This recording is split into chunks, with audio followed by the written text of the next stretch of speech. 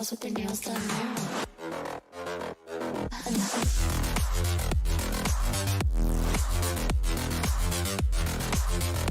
Girls with their nails done. Girls with their nails done.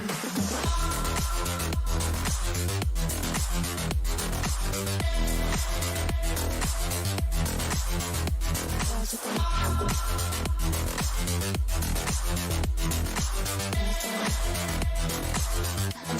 with their nails done.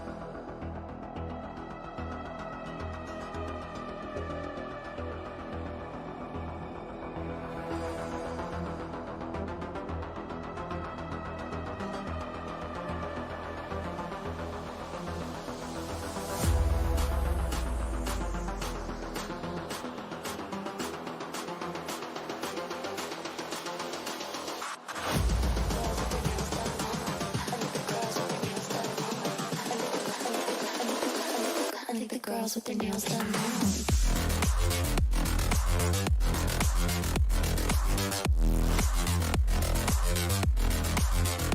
Girls with their nails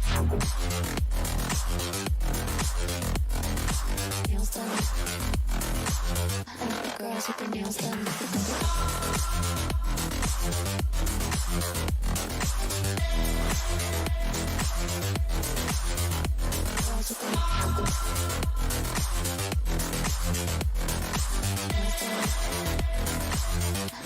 Girls with their nails done.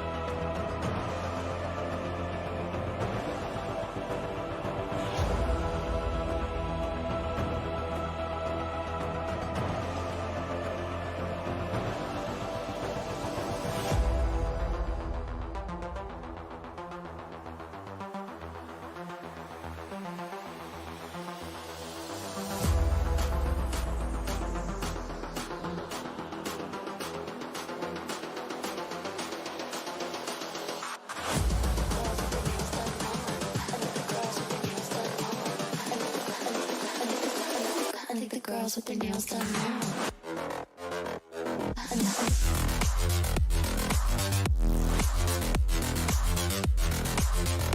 Girls with their nails done. Girls with their nails done.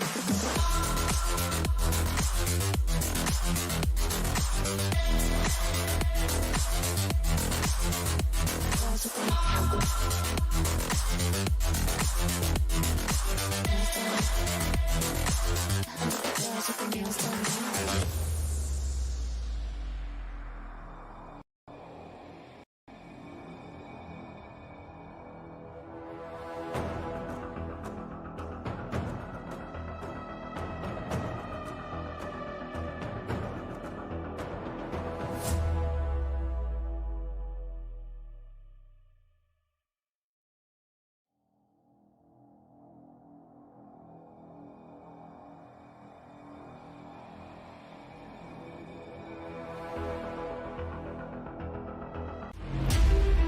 From a driver's point of view, to get ahead, you need to understand the data. I have over 20 buttons on my steering wheel that have a direct link to how the car behaves So I'm studying that in the background on computers all the time. I'm super grateful that we have AMD with us. It's a huge asset for us. When we come back into the garage, the car downloads and the data pops up on my screen. The faster we can get that, the faster I can analyze it and the faster I can get back out there.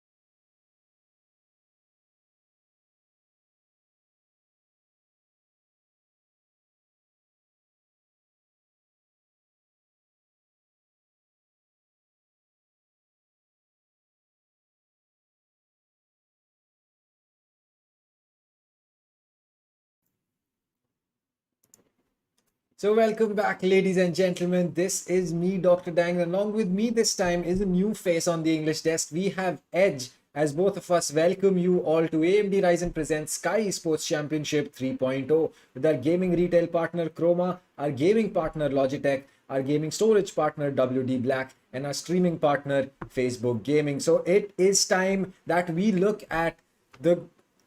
at the grand finals for the brackets that we have over here.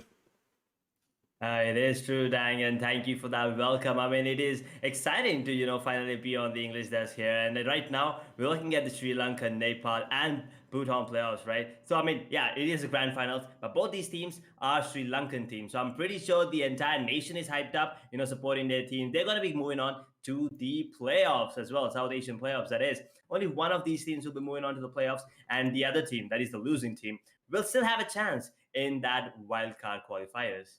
Well, yes, that is true. The wild card qualifiers are also there for these teams to make their way into the finals, the grand play that we will be seeing eventually for this Valorant competition. But right now, the eyes are going to be on both of these teams that we have over here, NA Whiff Masters and New Orders. I mean, the name really just tells you that even though their name does suggest that they might be whiffing their shots, I'm pretty sure that provided they've made their way to the finals, that is not going to be the case. I mean, true. I mean, if you follow them through throughout the tournament, you see that I mean, New Order, they were dominant, right? They're the team that they were undefeated. They did not drop a single map, 2-0 all the way through the upper brackets there. But then NA Viv Masters, on the other hand, they did lose their first initial match, that is in the upper bracket, and then they were thrown down to the lower bracket. But then is there where they stepped up, stepped up to the game, stepped up their game, and then made their way to the lower bracket final, and now they're in the grand final as well. Well, yes, they beat Damru Gaming. The team that they did lose to in the first matchup is the team that they were eventually able to defeat to make their way into the grand final. So that does tell you that it is, NA Whiff Masters is definitely a team that looks to improve based on what they have been able to do or what mistakes they are making, and they're able to definitely find a way through that. And that is exactly what a team needs. It doesn't matter if New Order has had a clean 2-0. If they're up against a team that knows their mistakes, they know the mistakes that they are tending to make, and as well as understand what the other team does, well, I don't see any problem in having a very close competition between both of these teams. Yep, it is. I mean, all the players from both these teams are pretty huge. Kapumba, Genshi, Lino, Scrim, Chromes.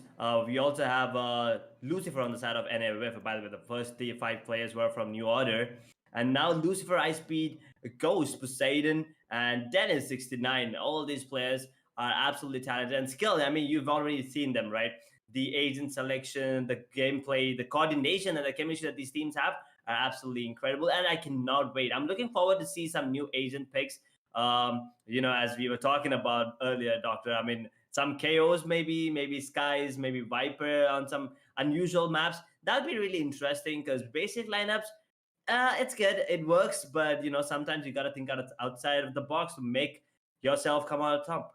Well, yes, that is true. Sometimes you just need to figure out a different way of looking at the situation. Now, that is really when we start seeing those big brain Viper walls or those outplays with KO that we've really gotten used to seeing from a lot of these top tier teams, and that is exactly what we want to see over here as well. Teams using their utility, or most importantly, just using the other team as utility and baiting them into it. And this has happened a lot of times. We see a certain lineup is tended to be baited to a certain playstyle, and if you can figure that out, if you can find a way to trick your opponents, a single round is all that is needed for them to really change the tide in their own favor. Because after a bait and switch, like we have seen a lot of teams pull off, it's not just about the rounds or the economy that you lose, it's about the morale that you lose. And if you lose that, well, getting 5 players back up to the same degree of motivation is a lot tougher, and probably even coming back from a 0-12. Ooh, yeah, I mean, yeah, that is true. I mean, we've seen a lot of pug players, right? I mean, the first two rounds you lose, and they're like, guys, GG, that's it, we're done, this and that. But you just gotta stick and be confident in your gameplay because that's the prize pool they have. And you cannot give up on that prize pool at all, Doctor. I mean, you definitely can't because, well, the winners from this qualifier, from the Sri Lanka, Bhutan, and Nepal qualifiers, whether it is any Whiff Masters or New Order, is going to be getting a $1,000 cash prize in addition to what they will be able to win if and when they make their way to the South Asia playoffs. So, well, there is a lot of money at stake. And you can see India, they got the $2,000 stake. Pakistan and Afghanistan, $2,000 for them as well. Bangladesh and Maldives, the game that will be coming up in an hour on a separate stream, is also going to be having a $1,000 cash prize for the winners. But if you look at the right side of your screen, you're going to be seeing the South Asian playoffs prize pools. And that is when you start realizing that the amount of money and the difference that is there between these prize settings is a lot. Champions walk away with 15,000, while the runners up are going to be walking away with 6,000. Third place gets 2,000, and well, the most valuable player of the tournament is also going to be getting $1,000 for himself. Yep, $1,000 for himself. I mean, you're not going to be sharing that with your team, right? You're going to keep it to yourself. But yeah, I mean, you're right about that. The comparison there, 2,000 for the national qualifiers and for the South Asia playoffs, the champions will be walking away with 15,000. That's a huge difference. I mean, not just about the money. It's all about the bragging rights and representing your country, right? I mean, you're going to be the only team from your country and your region moving on to the playoffs. And imagine you winning that playoffs. That's a huge win and huge bragging rights as well. Well, yes, that is true. It's a lot more about the bragging rights than it is just about that simple prize pool. So I think that for these teams, it is going to be coming back down to the fact that, well, it has been a long journey for them. And at the end of this tunnel is going to be a really bright shining light that is going to not only launch them into the playoffs, but is also going to be giving them a whole lot of opportunities to not just play against better teams, but improve for themselves as a team themselves. Yep, I mean, if you take a look at the brackets here, you can see it. New Order, they had a pretty easy run, right? I mean, they made it look easy. They made it somehow look easy. They had a pretty easy run through the upper brackets there. You can see that that Damaru, right? They beat NA Masters, but then NA Masters did have their revenge on them in the lower bracket. But at the same time, New Order, they did not drop a map. So, Dr. Dan, quick prediction here. What do you think? Map is going to be dropped? Well, Or I think that with Breeze getting taken out, I feel that these teams are looking to make a different kind of, as you can say, an impact into the game that we yet cannot, as we can say, predict. But if you're looking at the maps that we have, these are the most basic maps that we have in the game: Bind, Ascent, Split, Haven, as well as the last final map. Wait, I forget about it. Yeah, all right. So that is going to be Icebox. So these are the maps that we are going to be playing, and well, it does kind of tend to be something that a lot of us are used to. We are not yet used to seeing Breeze in our region. We're still waiting on some team to pick that up as their mainstream map and probably not go in for a ban. But it could also be the fact that these teams are looking to hide some strategies because, well, as we've seen from every single level of play that we have seen, whether it be from our regular competitive all the way up to our VCT majors that we have just seen, VCT Masters, Breeze is a map that requires a lot of team coordination. It requires a lot of communication between teammates, simply based on the fact that the map is so big. You need to pull off rotations at the right time. If you don't, well, you're going to leave a site empty, and playing retake on that map, well, it's easier said than done, especially since Viper is basically a must pick on this map. Playing those lineups either with a Sova and a Viper, or playing it just with the Viper, you can bleed so much time off that spike that, well, you kind of just have to give in to the situation that is there on your hands. But speaking about the two teams that we have in front of us, it is going to be a really interesting and an amazing opportunity for us to see how these teams are going to be playing, in the senses that, well, we are just going to have to wait and watch. So as for you, Edge, what do you think is really going to be coming back down to the play styles between these teams that we are expecting, especially since Bind is coming up, an extreme not an extremely defender-sided map, but well, it does tend to play out for the defender side much better than it does for the attacking side. So what kind of a composition, what kind of a lineup are you expecting? And if there are some, if there are some nitty-gritty details that we might have missed, why don't you fill those in? Well, yeah. First things first. Bind is my personally favorite map. My personal favorite. I absolutely love playing on Bind, especially just because of the teleporters there that they have. The rotations can be quick, and I'm a guy that usually keeps running around the map. So yeah, that is one. But talking about the agent composition, I think Viper is a really good addition to the basic lineup. I don't think Sova is needed all the time. Maybe a KO or even a Sky can be replaced, you know, and at the same time, this controller should be Viper. Maybe you can also go with a double controller there, maybe with a Brim, because you have that Molly lineup, right? And you can go. I think KJ is a must, to be honest. I mean, Cypher is a good Sentinel, but at the same time, having Killjoy, you can absolutely hold on to a side all by yourself, and while you have your other teams, teammates flanking or maybe just holding on to the other side. Because with those swarm grenades and that turret, you get the information at the same time. You get to hold off the enemies for at least 5 seconds. That gives you enough time and your teammates enough time to rotate. So I think a KJ Viper, Jet is Band-Aid, I guess. Jet Raze would be good, and Astra, maybe, with the combo of Raze and Astra, or maybe also with the Viper's spit, the snake bite, that is. You can bring in Astra as well. So anything, I really want to see a KO coming into action though. Well, a small meta that we did see for a short time in almost all levels of play was bringing two controllers with themselves. One was the Viper because, well, very, very good as a defender kind of sentinel that you can have, as well as a controller, especially on the defense. So locking down two sites is not going to be a big issue for a lot of these teams, because one of the major problems that we have with Viper, that we have seen with every single team that runs a Viper, is that if they're forced to rotate, well, they're kind of out of smokes. They only have that poison orb with them, and that only if they're able to get the best position out of it. And the only way that you can rotate is to physically go up and pick it up. And if you use the lineup for, say, Heaven on A side, there's no way that you're getting that back and using it for CT or for Elbow on B side. So you have to be sure about the positions that you're going to be playing, the eventual site that you want to push, but at the same time, the strength that Viper offers is the fact that, well, you really can't afford to push through that wall. Not only do you take that 30 instant damage, you also make sure that you are in that decayed stage where you take double damage for every single shot that you get hit with. So it just kind of makes it a really bad position or a bad decision for anyone who decides to push through that Viper poison. It does.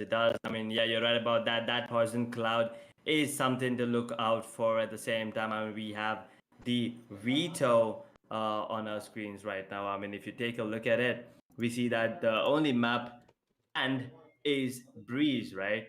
So that's going to be the only map that we're not going to be seeing today. And then NFF Masters, they have picked Bind first, and New Order, they're going to be on the defensive half. And then we'll be moving on to Haven, the map pick of New Order. And then NFF Masters will be attacking, because Haven is usually the attacking favorite, with the 3 sides.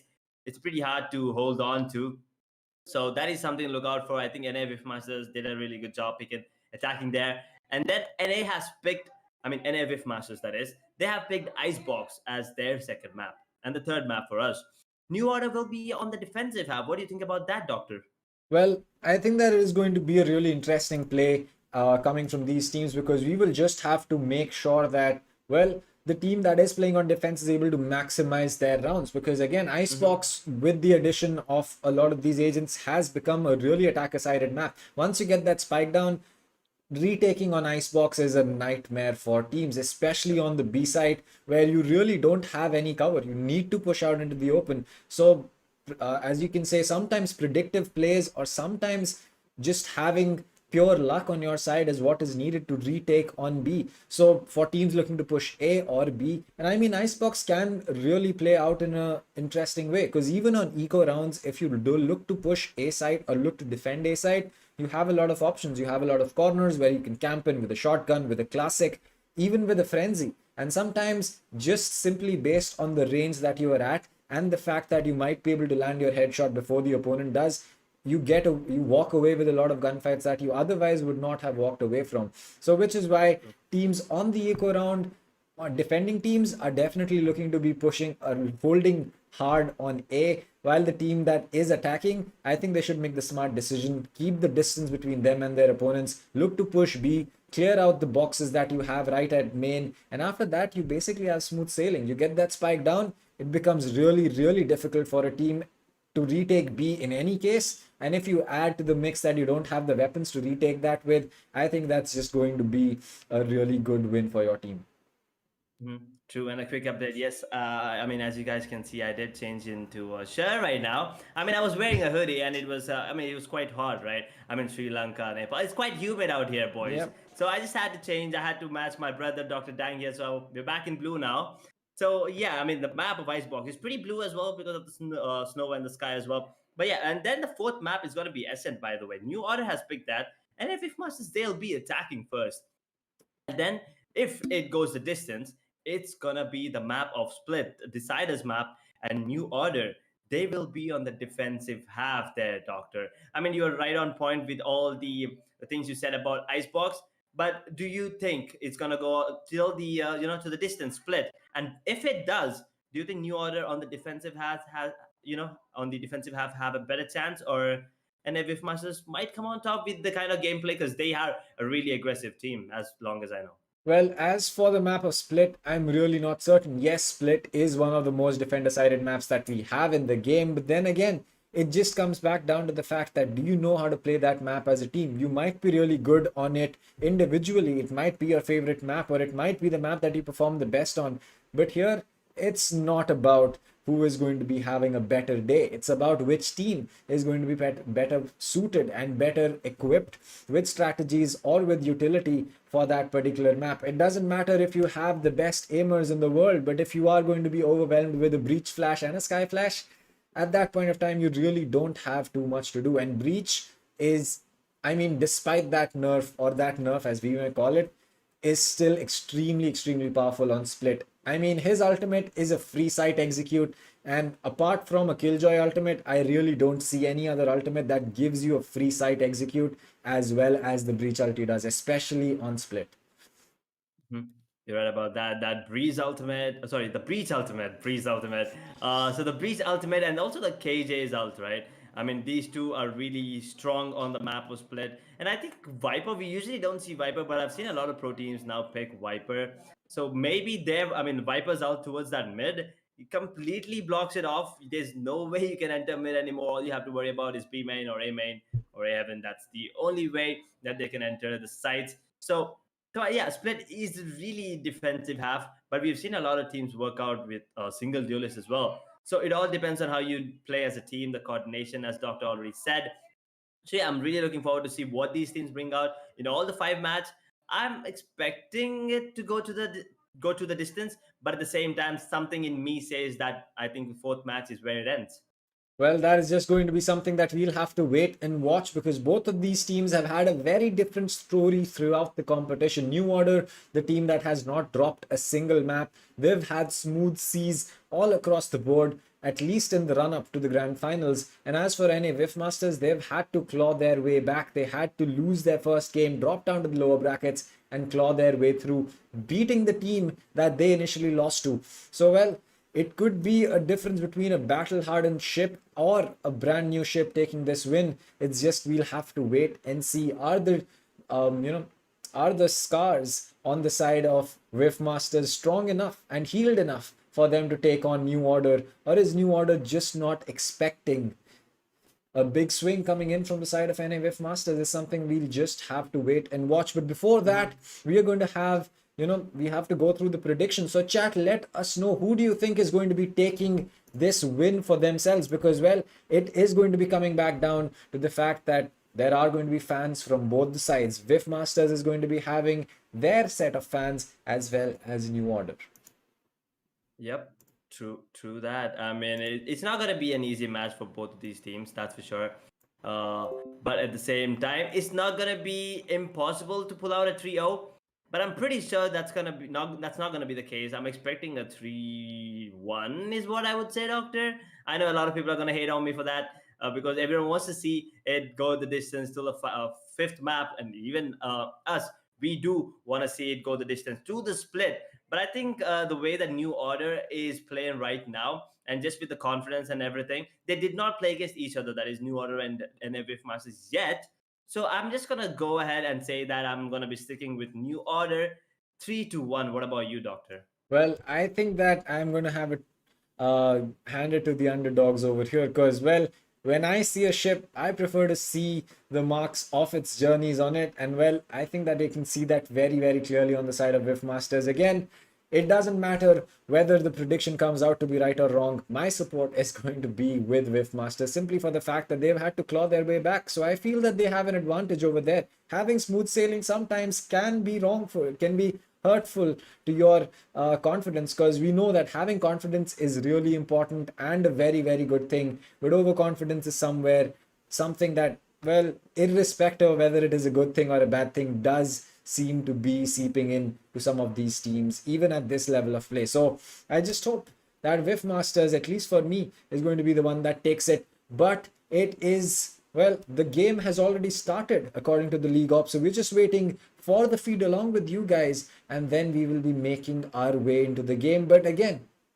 chat, give us your predictions. We want to know, who do you think is going to be taking this? It's 3-1 from Edge for the side of New Order, and it is, well, I'd say a 3-1 in the favor of Whiff Masters as well, because I can't expect New Order to completely be whitewashed, and I wouldn't be surprised if we go the distance to a 3-2. So I'm going to stop in the middle at a 3-1.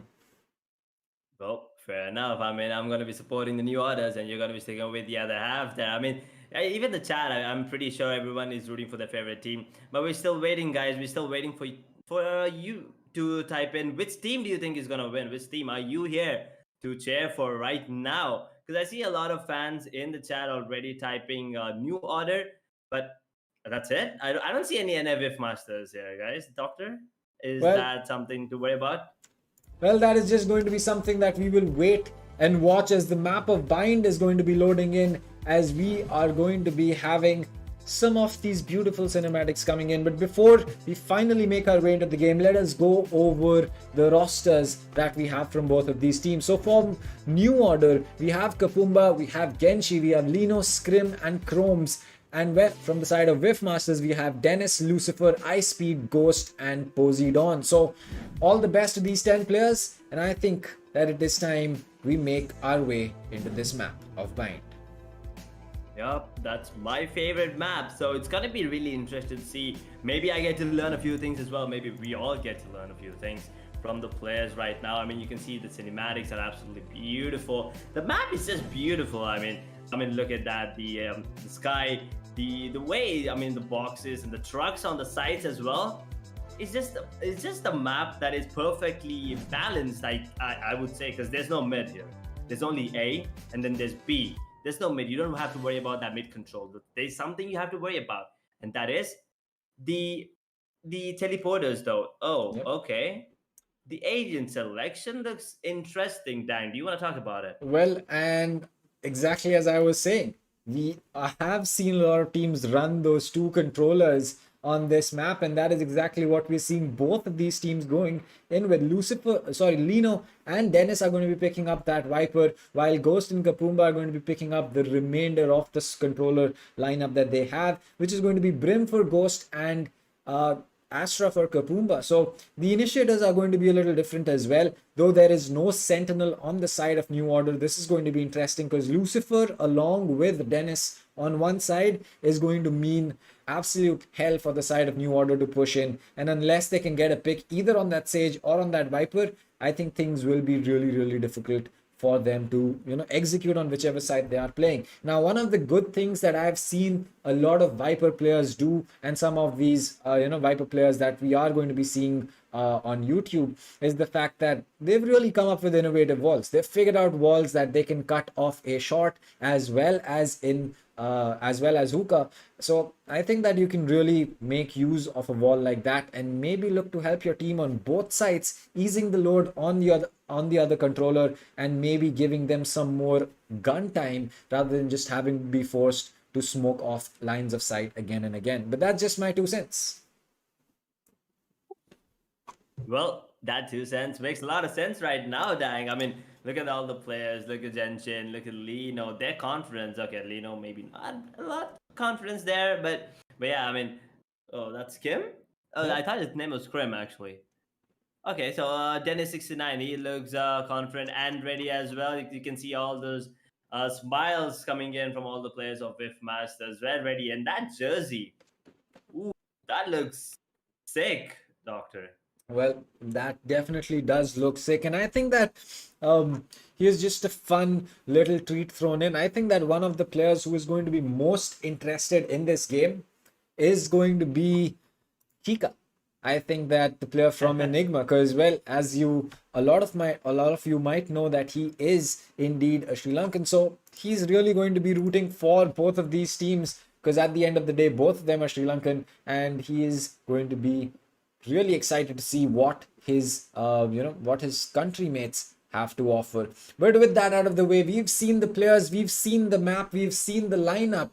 All that is left is to see the first pistol round start off any moment now. Yep, there it is. I mean, just as we called it, and now the first pistol round. Here we go. It looks like it's gonna be a hit coming in from the side of Whip Masters. We already see Brim going down there. Okay, I missed it somehow. I'm sorry. I think that was towards outside the hookup. I think Jet got the kill there, but then he made his way back to safety towards the side. And now a 4 versus 5 with 1 minute on the clock here.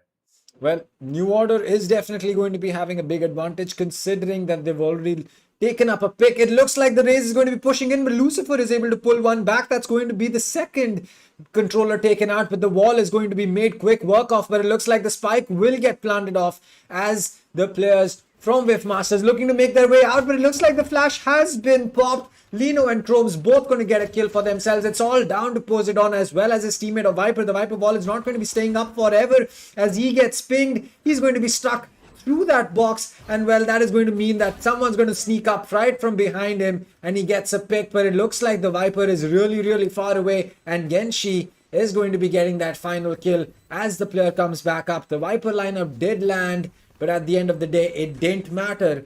Well, because it seems that we're going to be having the first round going in the favor of New Order.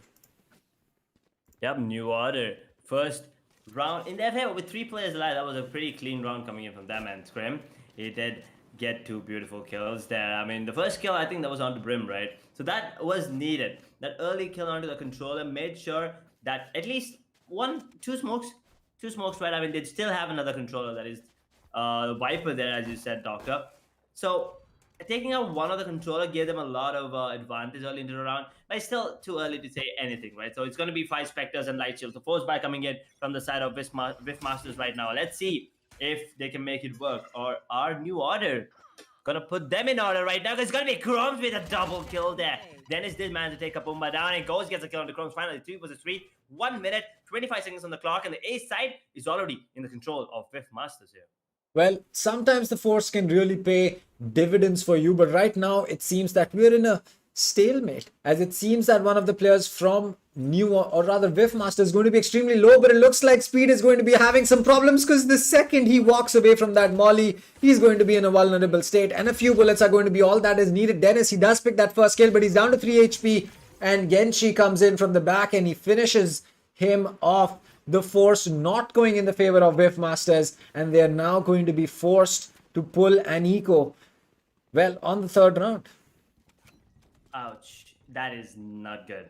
I mean, not really sure what happened there, because Whiff Masters, they did have all the side control there, but then all of a sudden, New Order, they just pulled it off in their favor, and now they're forced, Whiff Masters are forced into an eco, a 3rd round eco, so we're looking at a potential 3-0, right? So it's going to be a bonus for New Order, and they will also play another bonus next. They might potentially as well, looking at 4-0. Well, that could certainly be the case, but it looks like with the aggression that New Order is getting up, especially on the back of this boom bot, it seems that Ghost will have to fall back, but the satchel is pushed at the wrong time, and that Sheriff is going to connect and pick up a kill. Chromes is going to get one, but Genshi, he's right there for the trade with his teammate. He gets that frag back up. The Spectre has been recovered by the side of Ghost, but it looks like it doesn't matter, because the headshots are just too swift from the side of Scrim, as he's going to be getting a kill for himself onto that brim, and Whiff Masters are seeming to be really pushing it against the wall because Dennis is going to be falling. Speed gets one back up, but he has a frenzy in his hand. He knows that the players are on the hunt for him. He does try to get one more, but it doesn't seem to be the case, and Scrim with the jet spray right at the head of the Sky is... Well, they're definitely playing another bonus. I mean, just look at them. They're going to be investing in that operator, but they're going to be dropping that Spectre for a teammate. And, well, everyone else is going to be running that as well. Yep. I mean, you can see it, right? The confidence on the side of New Order. Wait a second. Okay, I thought they were going to be sticking with the operator, but they were like, nah, we don't need it. And actually, they need it because Scrim is going to be picking up that operator once again. So 1 operator and 4 Spectres.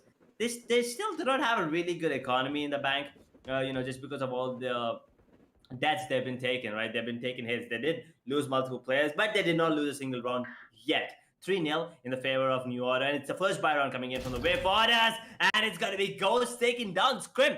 That operator has fallen already, and now 4 Spectres, that's all. If Ghost retrieves that operator, that's going to be huge. They can actually make it use in their favor. You can make it work in their favor right now. There's 2 players pushing out towards that Showers area. Raze and Viper. Raze finally gets a bit of sense in the head, and he makes his way back to safety. But on the side of Whiff Masters, they are looking strong right now. Poseidon, on the other hand, gets the kill on the Chromes as well.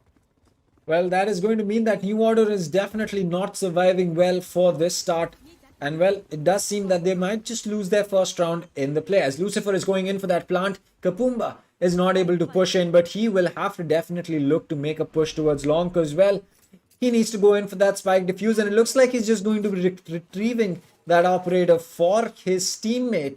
As Genshi is trying to play for those exits, maybe pick up a Vandal or 2 on the way out. He's going to be going in for that first peak. Maybe just wants to give that kill away so that he can get extra money once the round does end. He's going to be dinking Ghost, who is going to peel off from that gunfight. He knows that he has dinked him, and he should be looking to make an aggressive push. But it looks like the shock darts are not going to be really doing too much, as the side of Whiff Masters are just peeling off, and they just want to either hold on to their weapons. But it looks like Poseidon...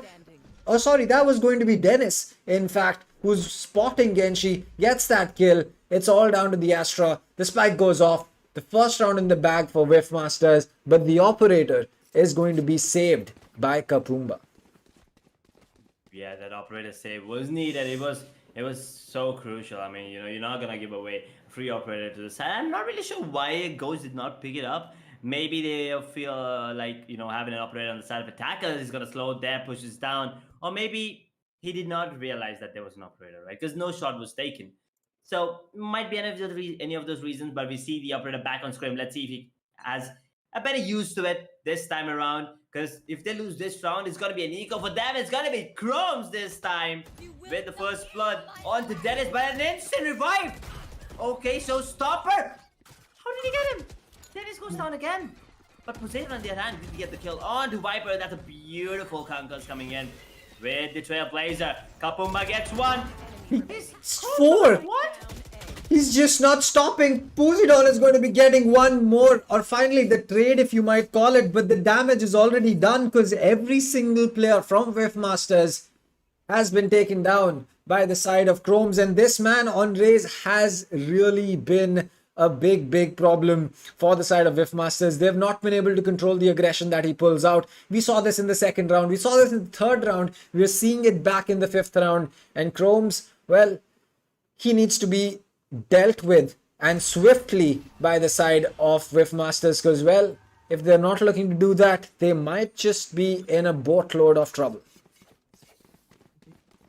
You know how, this is... I'm gonna make a really bad joke here, but yeah, you know how Chrome, usually how people complain that Chrome takes a lot of, RAM usage and stuff? Yep. So, here, Chromes is actually taking down a lot of players there, from the same angle as well. I mean, that was almost an ace. He also dealt 50 plus damage to Poseidon, if I'm not wrong. So, almost an ace, so well played by him, obviously, and now he saved the day and the economy as well for the side of New Order and Whiff Masters. They need this round, or else we're looking at a potential 6-1, because if they lose this one, they need to eco the next one. Well, yes, that is going to be the case as the tag comes through. The Hunter's Fury is going to be pulled. Will he connect? It looks like yes, he will. He does not get the player he tagged, but he does deal damage to Lucifer as well as get rid of the Viper. And well, she's not really having a good time as they look to push through that one way. And why would you do that, Whiff Masters? The one way exists for a reason, as Genshi is going to pick up 4 frags. He's definitely looking for that ace at this point of time, and it's all down to Ghost to prevent that. And I mean, he's not going to be preventing that ace. He's going to be getting a second one for himself. He hears the updraft coming in, but he knows that it is going to be an operator on the other end of that gunfight. The combat stim will only do so much for you in that kind of a situation. And at this point of time, play for those picks, my friend. You've got 40 seconds. You can't get that spike back up and get it planted at the same time, because well, it's really in no man's land at this point of time, right in front of lamps. And well, with that one way going up, Kapumba is going to be getting a free swing and a pick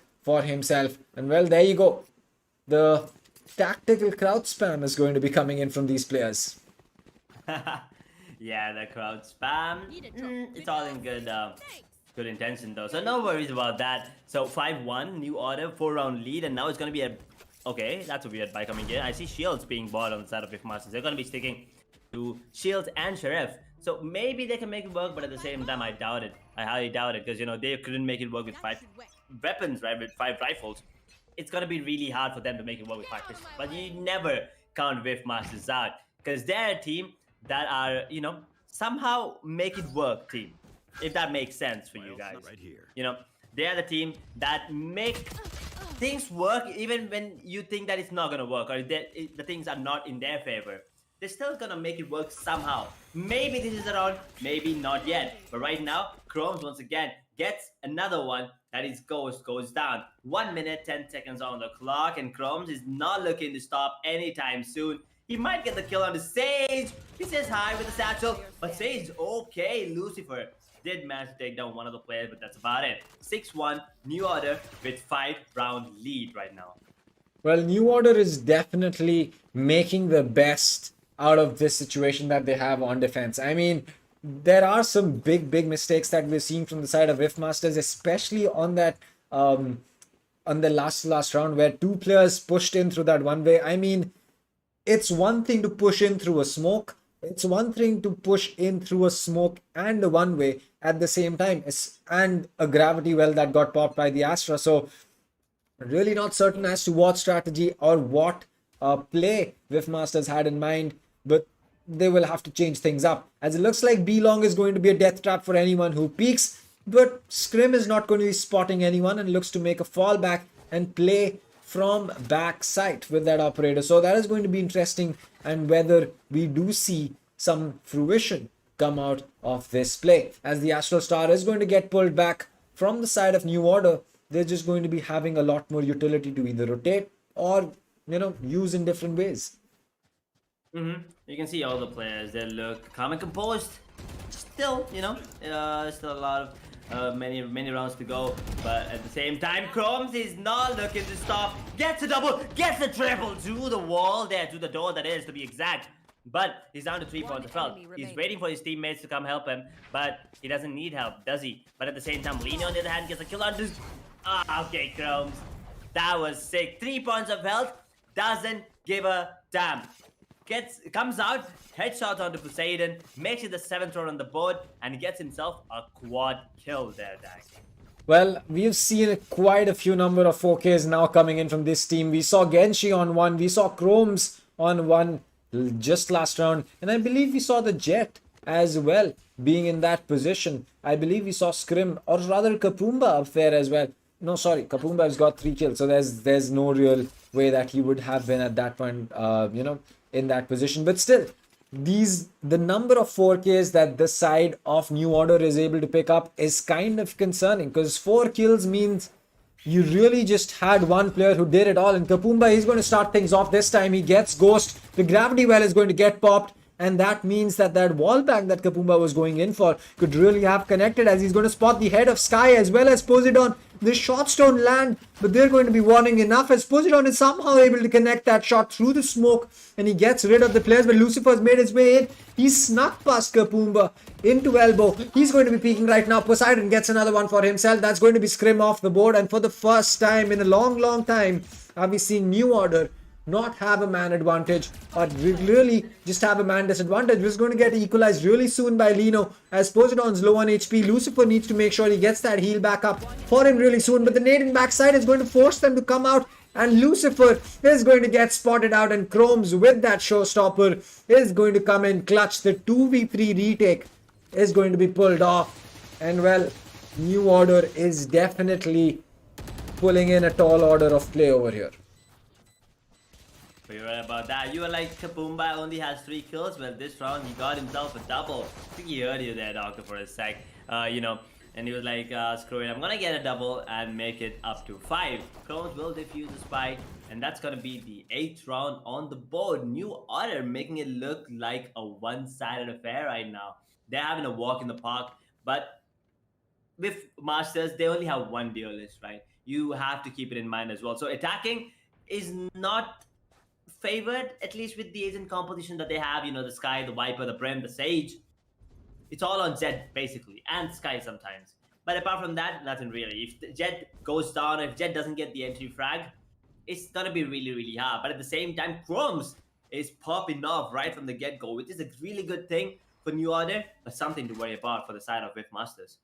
Well, yes, that is definitely true. As the Sky's Tiger is going to get used, this is definitely not a peak that anyone wants to make, especially against that operator. The Sky Flash is going to get used, but they look to fall off. And I think that that is a smart decision to really make sure that no one pushes, or rather peaks, this angle against Scrim. Because, well, one thing's for sure, he's not missing his shot. And the second thing's for sure that if he doesn't miss his shot, it's an insta-kill.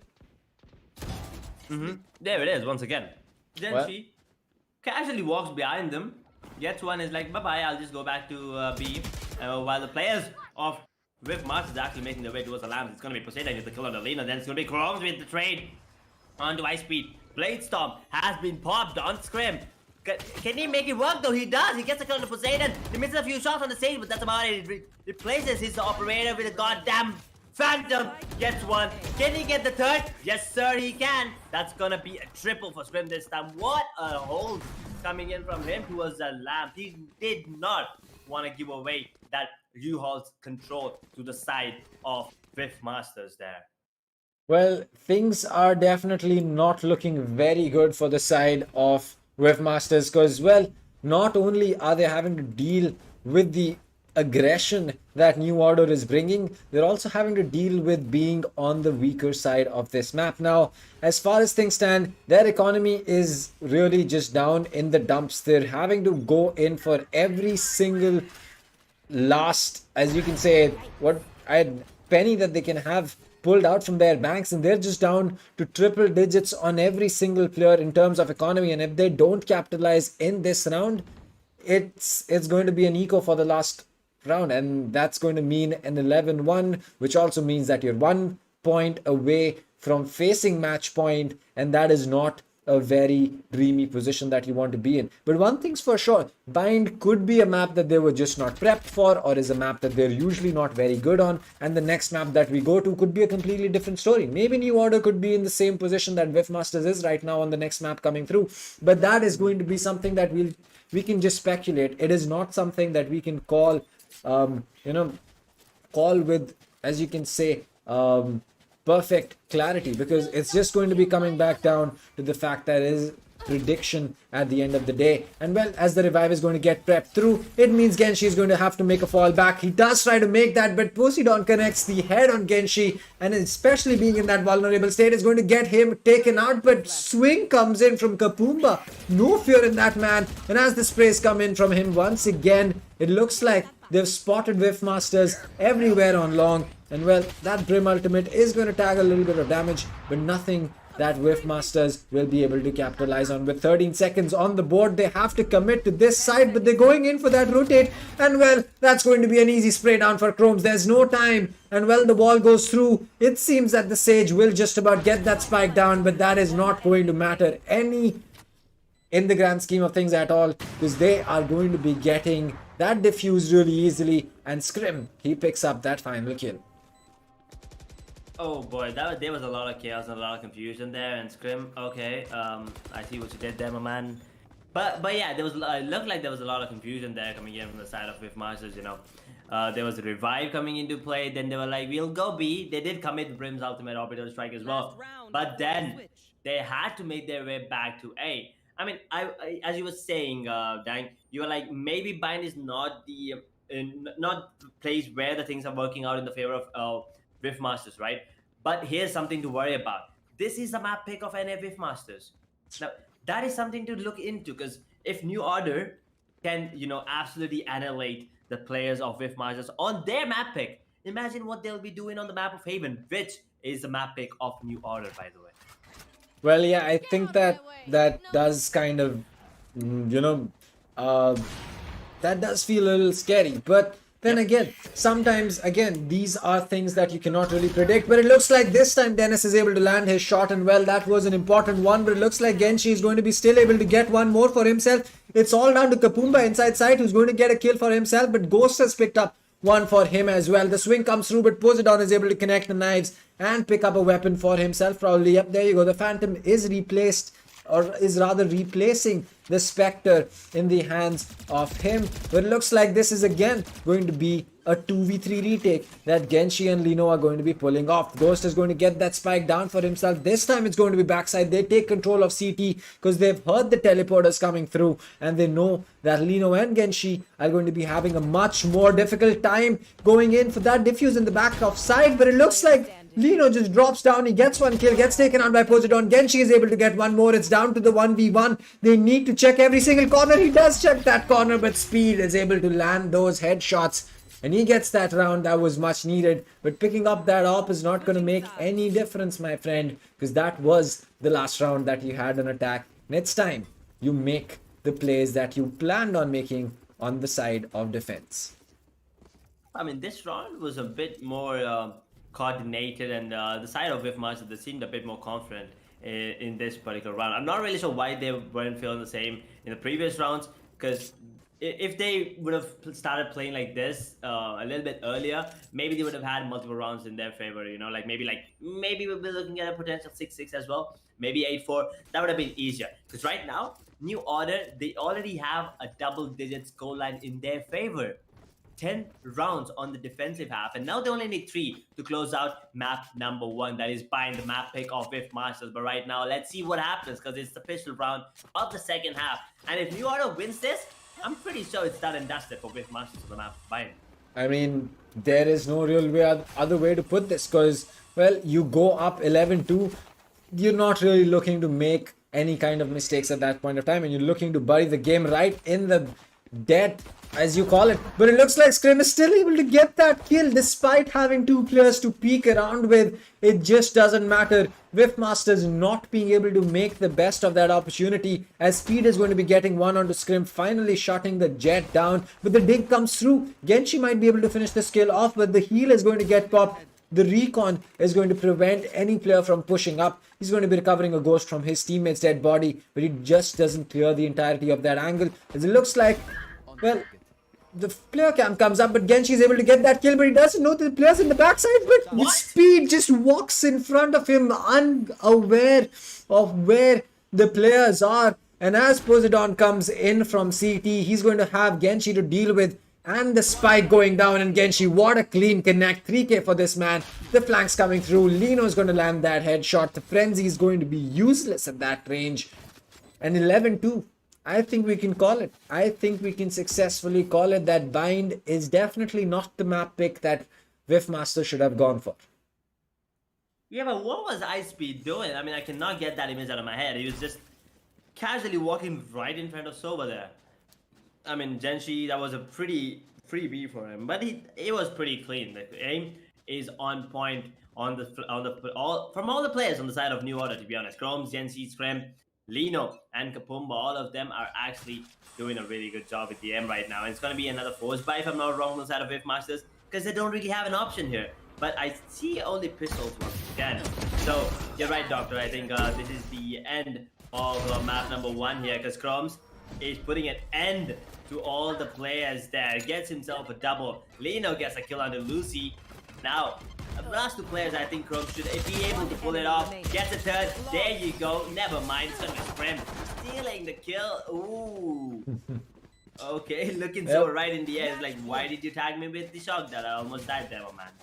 Well, yeah, that's definitely going to be the case, but I think that they're just having fun at this point of time, especially with the kind of movement that we are seeing coming out from Chromes. I mean, the man has so much confidence. He sattles over that molly, peaks that brim right at the brink of time that is needed. And well, I think that this team of New Order is just having a blast on this map. This could also be the case that maybe Whiff Masters overestimated their potential on this map, because sometimes that does happen. You feel that, oh, wait, but Lucifer, he has something to offer. He's going to get 2 quick dinks before Dennis is able to pick one more up.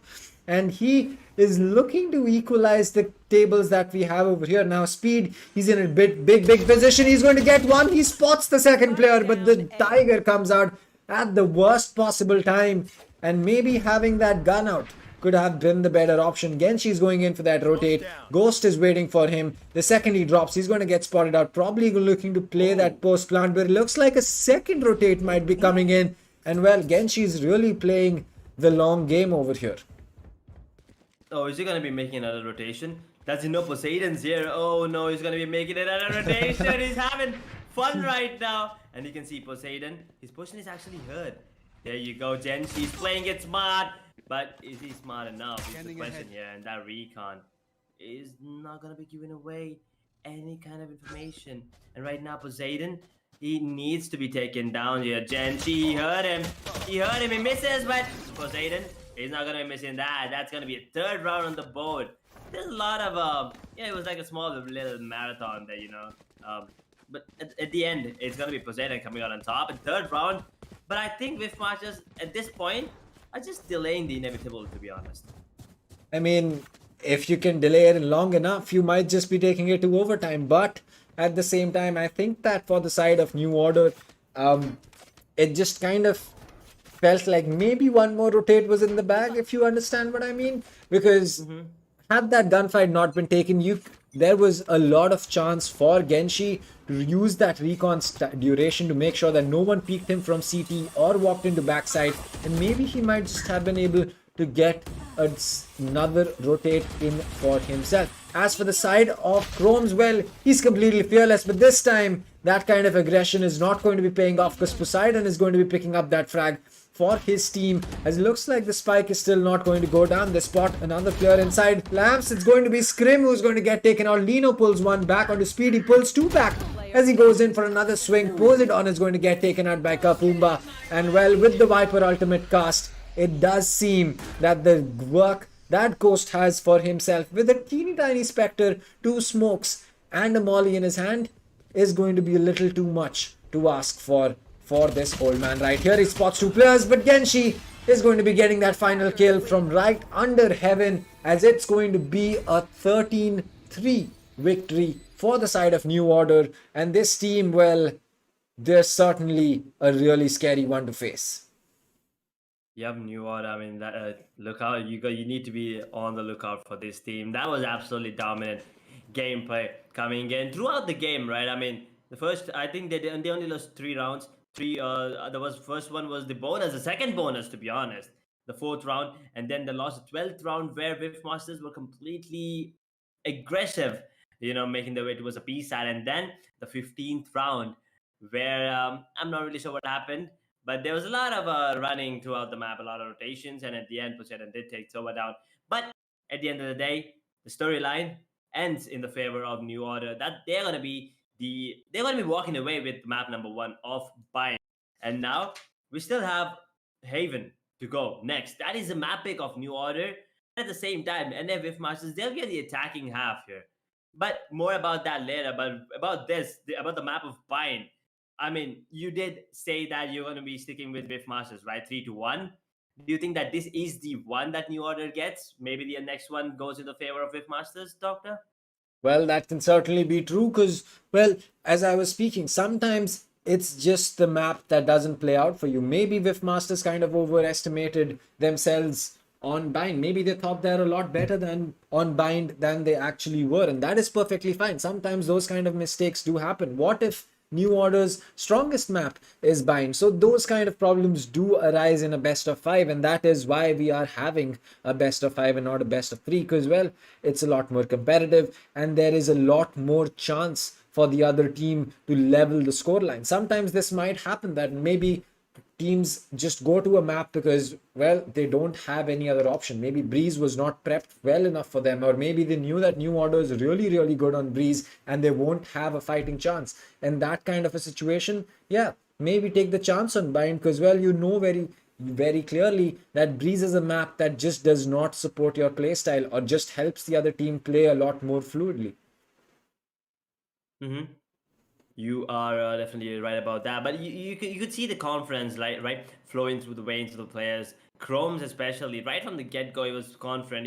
He was holding on to that angle. Usually, when players get a couple of kills from in that particular angle towards that A-shot cubby, they just move out. But he was like, nah, I'm gonna take down as many players as I can. Nade, boombot. Oh wait, I did just get my showstopper. I'm gonna use it. Boom, get another kill. And then Nade almost got the ace there on the Poseidon, the final one. But yeah, unfortunately for Raze, that is, not for unfortunately for Poseidon, he did go down. And Poseidon, he was down to 49 points of health, if I remember correctly. But that's about it. I mean, everything was going in the favor of New Order on the map of Pyre. And you're right, it might be the strongest map for New Order, but at the same time, you never know. You never know. But I'm not counting Whiff Masters out just yet, because it's not over until it's over, Doctor. Well, yes, that is true. We've seen reverse sweeps from a 2-0 all the way to a 2-3 from a lot of these teams. So I'm not going to be counting out Whiff Masters just yet, but what a game coming in from New Order. I mean, it seems really easy to kind of just say that, oh, you know what, they're only looking at the good things or looking at the wins that New Order pulled out, but there was a lot more to that win than just winning in the literal sense of it. There was a lot of outplay. There was a lot of smart plays coming in from the side of New Order. And to be honest, a lot of times some plays were extremely questionable from the side of Whiff Masters as well. Pushing through a one-way, pushing through smokes, walking into gravity wells, going in for solo plays. It's really not going to work against a team like New Order. They're just too well prepped. They're just too well coordinated to really make any kind of a play. Like, look at this. Ghost going in for that solo long peak, knowing very, very well that Scrim could be on an operator, not having a single teammate with him to play for that trade. Just a bad decision in general. Now, he was able to get revived in the later half of the game, but they did bleed a lot of time simply because of that one revive they wanted to pull off. Yep, I mean, if you take a quick look at the scoreboard, you can see it that Chromes popped off huge, 21-8, 389 average combat score. The second highest, by the way, fellas, is Genshi with 289. That's 100 average combat score difference. That's huge. 200 econ rating, 3 first plus, 3 plants, 21-8. That's a 2.4, 2.6 KD there. And Genshi, on the other hand, 289 average combat score. That's impressive, considering the fact that he is a goddamn Sova. 18 kills, 7 deaths, 2.5 KD there as well. 128 econ rating, 2 first bloods, and that's about it from him. But Poseidon, he did put up a really good show for the side of NFF Masters. He's the only one there on the top half of the scoreboard there. 13 kills, 14 deaths, 0.9, unfortunately. 72 econ rating. Well, no first bloods there. That's something to worry about here. Yeah, exactly. I mean, the first bloods are on the sides of Dennis, Lucifer, and Ghost.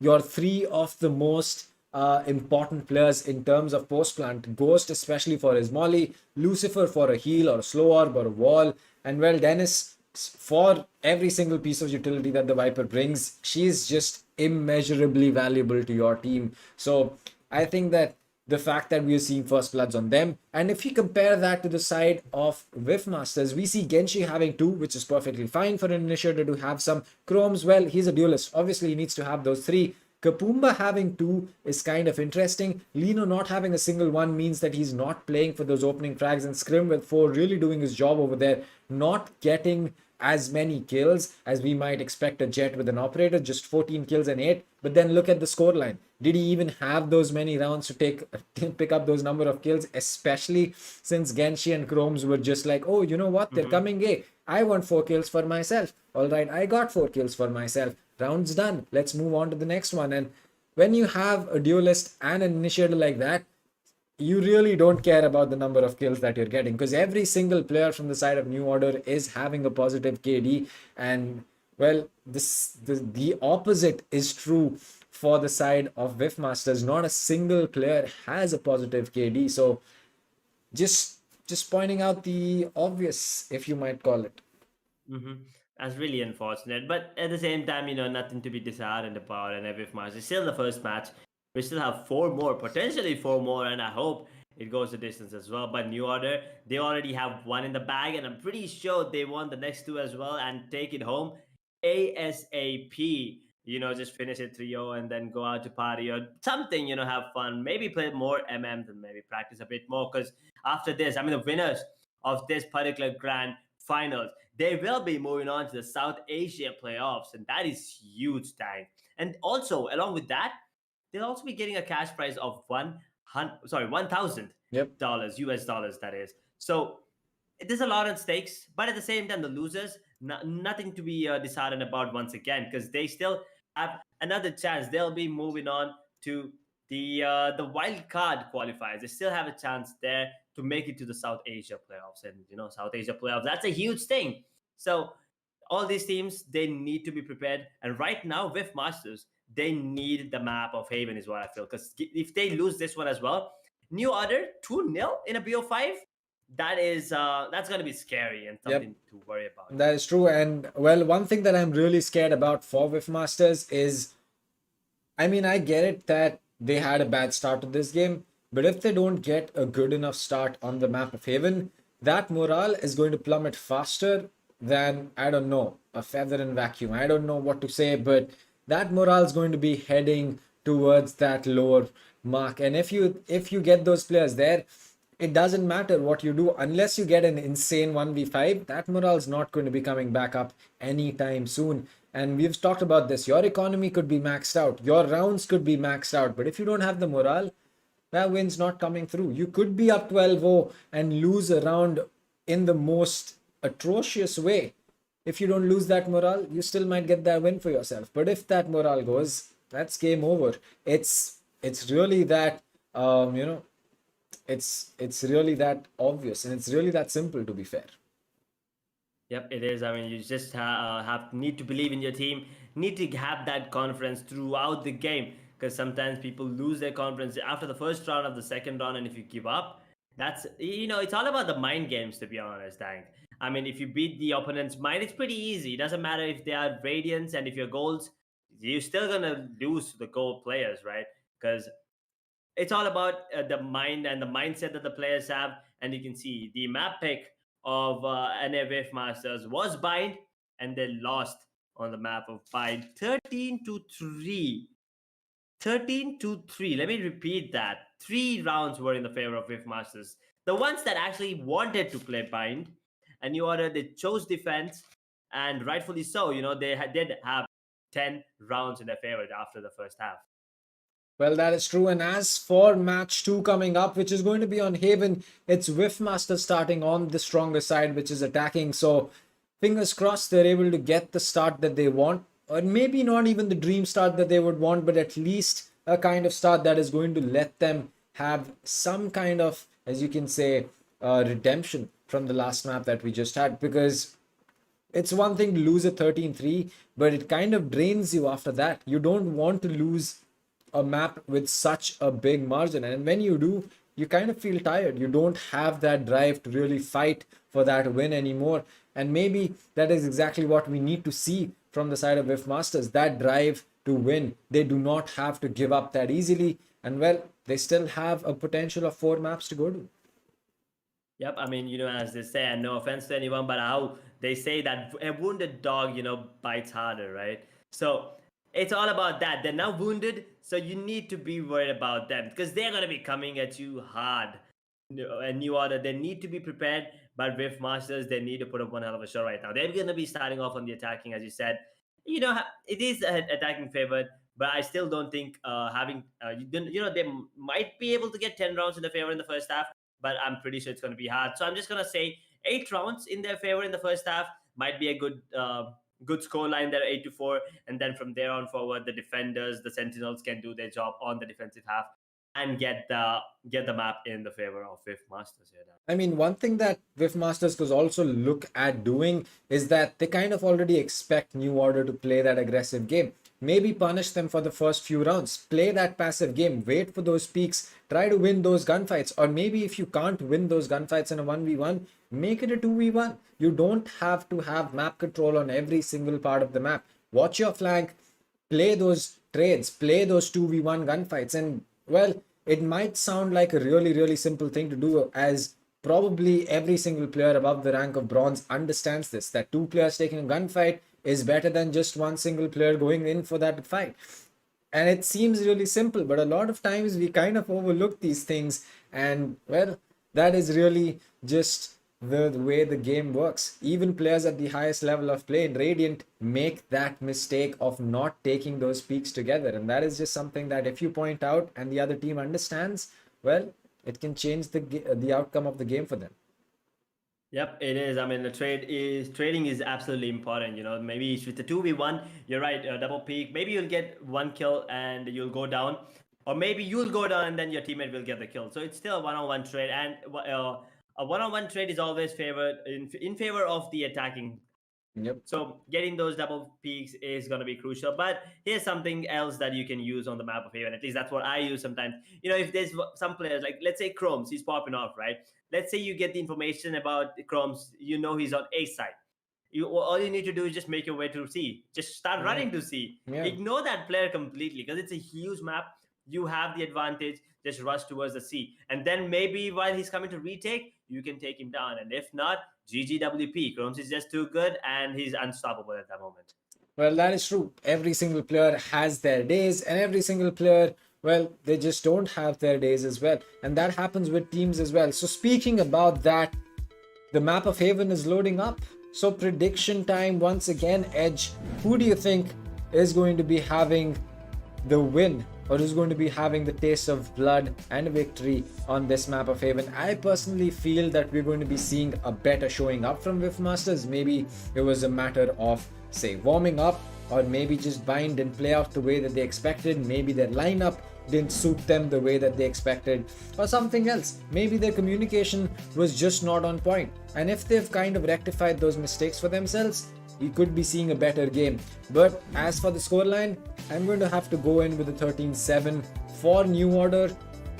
I know I'm contradicting myself with the fact that I'm supporting Whiff Masters, but then there's a difference between supporting a team and thinking about how practically the map is going to play out. Yep, you're right about that. But I actually want to wait till the agent agent composition here to see what they're going to be moving on to the map of Haven with before making my prediction. Both these teams, they're pretty good. Both teams are absolutely good, not pretty good. They're really, really good. But I still want to just have a look at the agent selection that these teams are going to come up with, and then make my prediction. I did say New Order, but as you said, having supporting a team is different. Making predictions is completely different. So yeah, a map of Haven, pretty huge map, A, B, C, 3 sides. Usually a map has 2 sides and you only have 5 players. So right now, 3-sided attacking is favored, but that is theoretically. On paper, that is. Right? You never know. We've seen a lot of teams be really, really good on the defensive half, and here we go. Let's take a look at the agent composition here. Whiff Masters, Astra, Sova, speed on that race this time. Well, goes on the KJ. Yeah, sorry about that. Yeah, we're having duplicate lineups from both these teams. It's the exact same lineup. A Raze, a Jet, a KJ, a Sova, and an Astra. So, well, this is really just going to be coming down to how utility is used, where it's used, when it's used, and well, who wins their gunfights. But one thing, so Lino was actually playing controller last time. He changed into a sentinel this time. iSpeed has shifted from an initiator to a duelist. I'm really looking forward to see what it brings into play. And just because of one pick, I'm going to be saying that Whiff Masters have this in the bag 13-10. Well, you're going in for that Whiff Master's place. Well, it seems that I have to default towards the side of New Order. Now, I don't see that as a bad thing, because considering what we just saw on Bind, this could really just turn out to be a one-sided affair. But again, looking at the smiles that we are seeing from the side of Whiff Masters, it kind of gives me hope that maybe they're still getting into that groove. Maybe they haven't yet given up. Maybe it's just a matter of time before we see them pop off, and it could be in the later half of this game as well, and I wouldn't mind it, because, well, who doesn't love a good comeback story, right? Yep, a comeback story is always a good comeback to any conversation, interactions, that is. Oh, wait, did he get spotted? Did he get spotted is a question. He No. did not. How did this happen? And Poseidon is in a really tough position right now. He has to make his way back. Chromes once again, right from the get-go, popping off. Kapumba gets the kill under Ice Speed. Down to a 3 versus 5, make that a 2v5. But Chromes has got another kill. But Poseidon is stuck towards that long. And oh boy, movement coming in from Raze. Chromes with a triple. Something to look out for already, because Chrome is on fire. Is this guy even human? Because, like, he's making these professional players look like he's just playing against a bunch of kids. And, well, it does seem like I mean, it's very, very rare that you see someone really just out aim everyone at this level of play. We've seen that with Tens, we've seen that with Scream, we're seeing it with Chromes now. And, well, it's just what it is. I really don't know what else to say, because very evidently right now Whiff Masters is unable to match the raw aim that the side of New Orders is putting up. And, well, if it's a bad thing, it is, because, well, at the end of the day, it's about winning the game. And just look at this, Lucifer's going in for that plant. He might just get taken out, because, well, Raze is going to be taken out. Scrim gets one more. He gets that ace. Will he? Well, yes, he will get that ace for himself. The defuse is going to get popped off. That ace that has eluded the side of New Order for so long is finally going to be given to the side of Scrim. Oh, Scrim, he's gonna be happy about it. That ace, right now, it is in the eco round, but that's still an ace nevertheless. And yeah, he's just having fun with that new Yoru knife. I mean, that looks beautiful. The comb? So, you know, Yeah. the comb, yep. Yeah. Not really sure. I mean, I don't know. I usually don't like it, but right now it looks really dope in the hands of Jet. But yeah, that was a beautiful headshot, the final one on to Poseidon there going in. But it's still the eco. Now it's gonna be a full buy coming in from Wish Masters. They did not force last round, and oh boy, look at Chrome. I think he missed the jump there. Yeah. But ooh, it's gonna get taken down by Dennis, but doesn't really matter because Scrim is in win with the trade there. Instant trade. Lucifer takes on Kapumba once again, traded out by Scrim. Oh my lord, he's making it work, but Ghost on the other hand gets the kill of the Densi down to a 2 versus 2. Down to a 1 versus 2. Scrim, can he get another ace? It's about him and Ghost. 1 versus 1, and Ghost, he's gonna be the one coming on the top this time. Scrim, no aces back to back. I mean, he was down to 2 points as well. Maybe if he had a couple more health speed, maybe like 42, that would have been good enough. Yep. But that's not gonna be the case this time. I'm not really sure what happened to everyone else. Scrim once again got 4 kills. What happened to you guys? You couldn't even get 1 kill?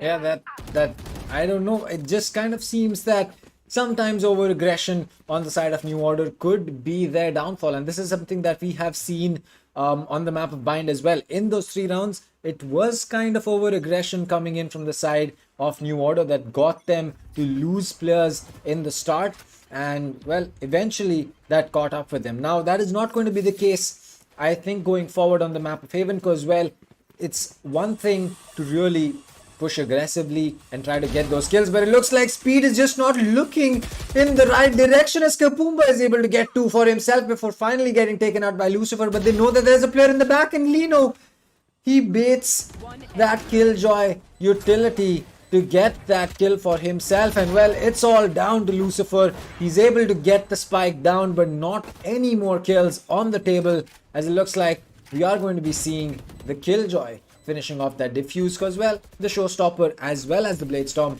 is going to be online, and, well, the next in turn is going to be the Lockdown. boy. That's another round going into the favor of New Order. For a second, I actually thought Whiff Masters, after getting that round, they might be back on top. But Chromes, once again, shutting things down for the side of Whiff Masters. Scrim on the other hand as well, really popping off right now. I think he has taken a bit of motivation from his name, from Scream there, Scream, the one tap god. Scrim, I see a bit of similarities there. Maybe not, maybe I'm wrong, you never know. But right now, that nade is going to be dealing a bit of damage onto the turret. Yep, we'll take it down. But Dennis, on the other hand, gets killed Kapumba, but it's going to be Icebox get the kill on the Scrim, but he's going to get taken down by Lino. But Chrome, on the other hand, once again, getting the kill on the Poseidon, down to a 3 versus 2. New Order, they're on the back foot this time because Lucifer just took down Chrome, the main player, the star player on the side of New Order, has gone down. Genji with the knife out. He gets the vandal out, but it's not on time. Dennis is going to be getting the kill. He's going to be the one getting the kill on the Genji. Now, 1 versus 3. Killjoy in a lot to do here with the spike planted and 45 seconds on the clock.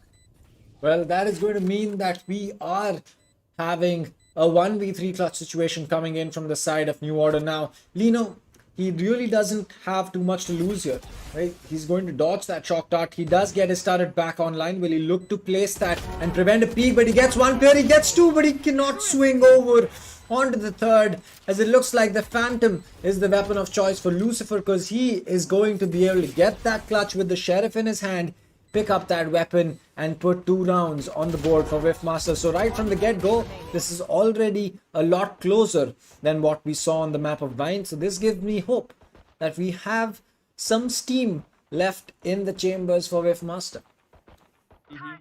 It is true. I mean, it was also an eco round, right? It wasn't a buy round that they won. I mean, look at the potential 3-3, because look at the buy coming in from New Order right now.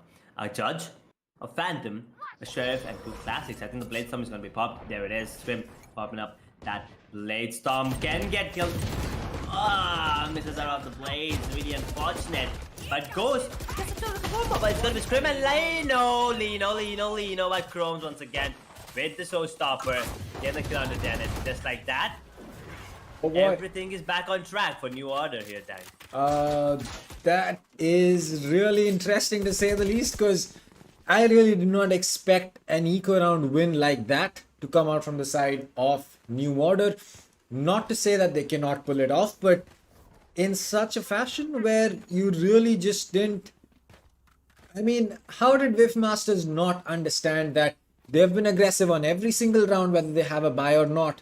And in the round that they are not going to be having a buy, they're obviously going to be aggressive, and you didn't expect that. And that is a huge oversight coming in from the side of Whiff Masters. They could have very easily taken that round for free, but it looks like Lucifer is going to be losing his body to Scrim, who gets another one on the Ghost before finally falling to the Sheriff from Speed. That's going to mean, oh, what a shot coming in from Speed once again with that Deagle, or rather that Sheriff.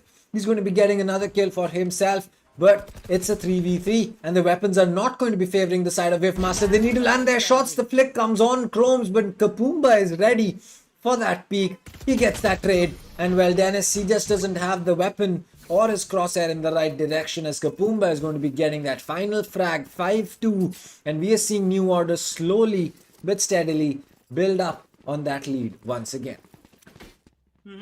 And yeah, I mean, it is a round going in the favor of New Order, but at the same time, there were only 2 players alive, and it was a full eco coming in from the side of Whiff Masters.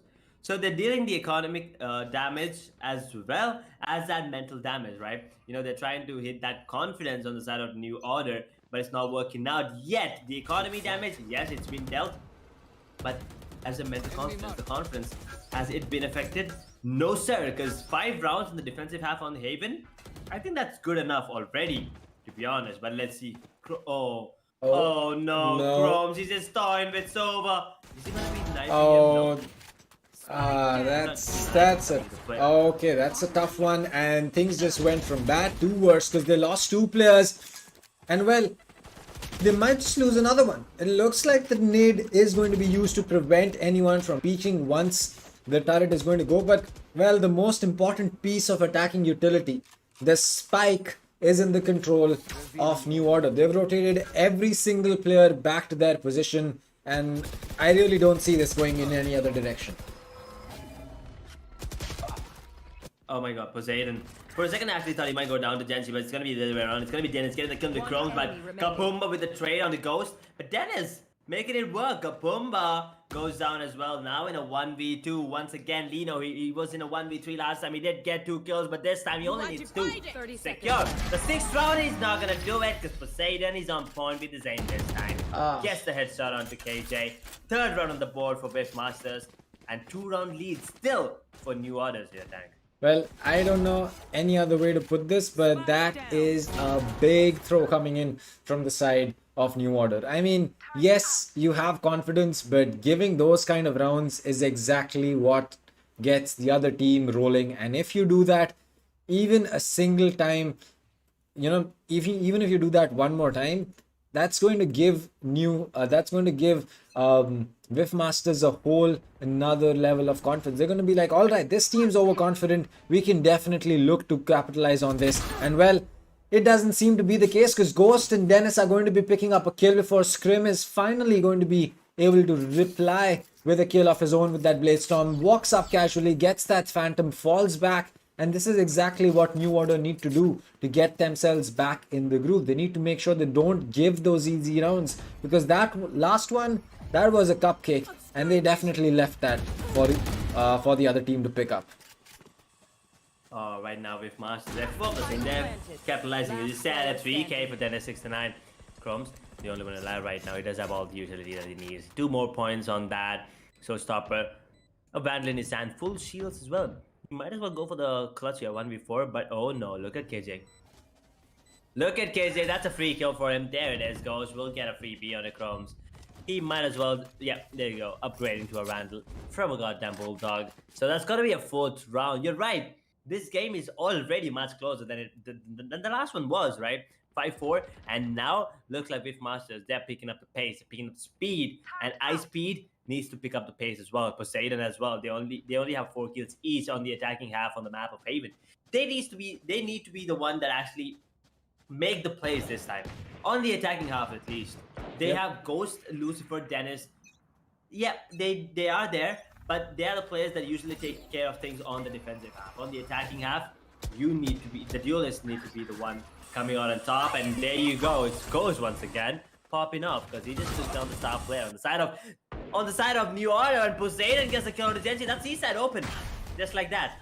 Well, Scrim is going to pull one back. That's going to be on Ghost, so a big kill. The KJ is one of the most important agents that you can have in your post-plant lineup. Well, it looks like Dennis is just going to be peeking for 2, gets 2 kills, and Lino, distracted by that bouncing recon, is going to get taken up with open arms, and 5-5. So I think that round that New Order gave up is kind of coming back to bite them in the back right now, because well, they're down to the last remaining buys that they have, and if this round does not go in their favor, they're headed over to a hard eco for themselves.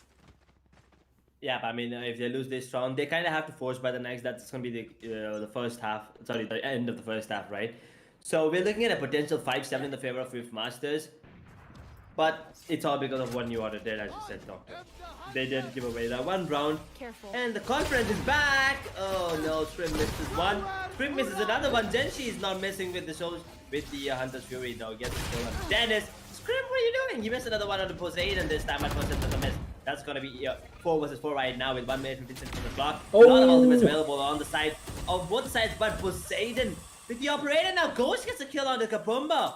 A 2 versus 4 spike is gonna be planted. Doctor, it's all falling apart for New Order right now. Well, that is certainly looking to be the case, and we're not seeing this aggressive play coming in from Chromes as well. He does get a kill for himself, but that Killjoy turret is going to be of a lot of issues for him, and that's not only going to ring out and give his position away, it also makes sure that, well, he can't really run away. And as for New Order, the last round is going to be whatever kind of buys that they can pull off for themselves, and trust me, looking at the scoreboard, it doesn't seem to be a beautiful one in any case. And there you go, Chromes is going to be going in for that last peak, loses that Vandal as well, and one weapon that could have been saved for them is no longer going to be available either. So I think that for Whiff Masters, a 7-5 split is going to be something that will be extremely good And well, just look at those buys. A Phantom, a Spectre, a Shorty, or rather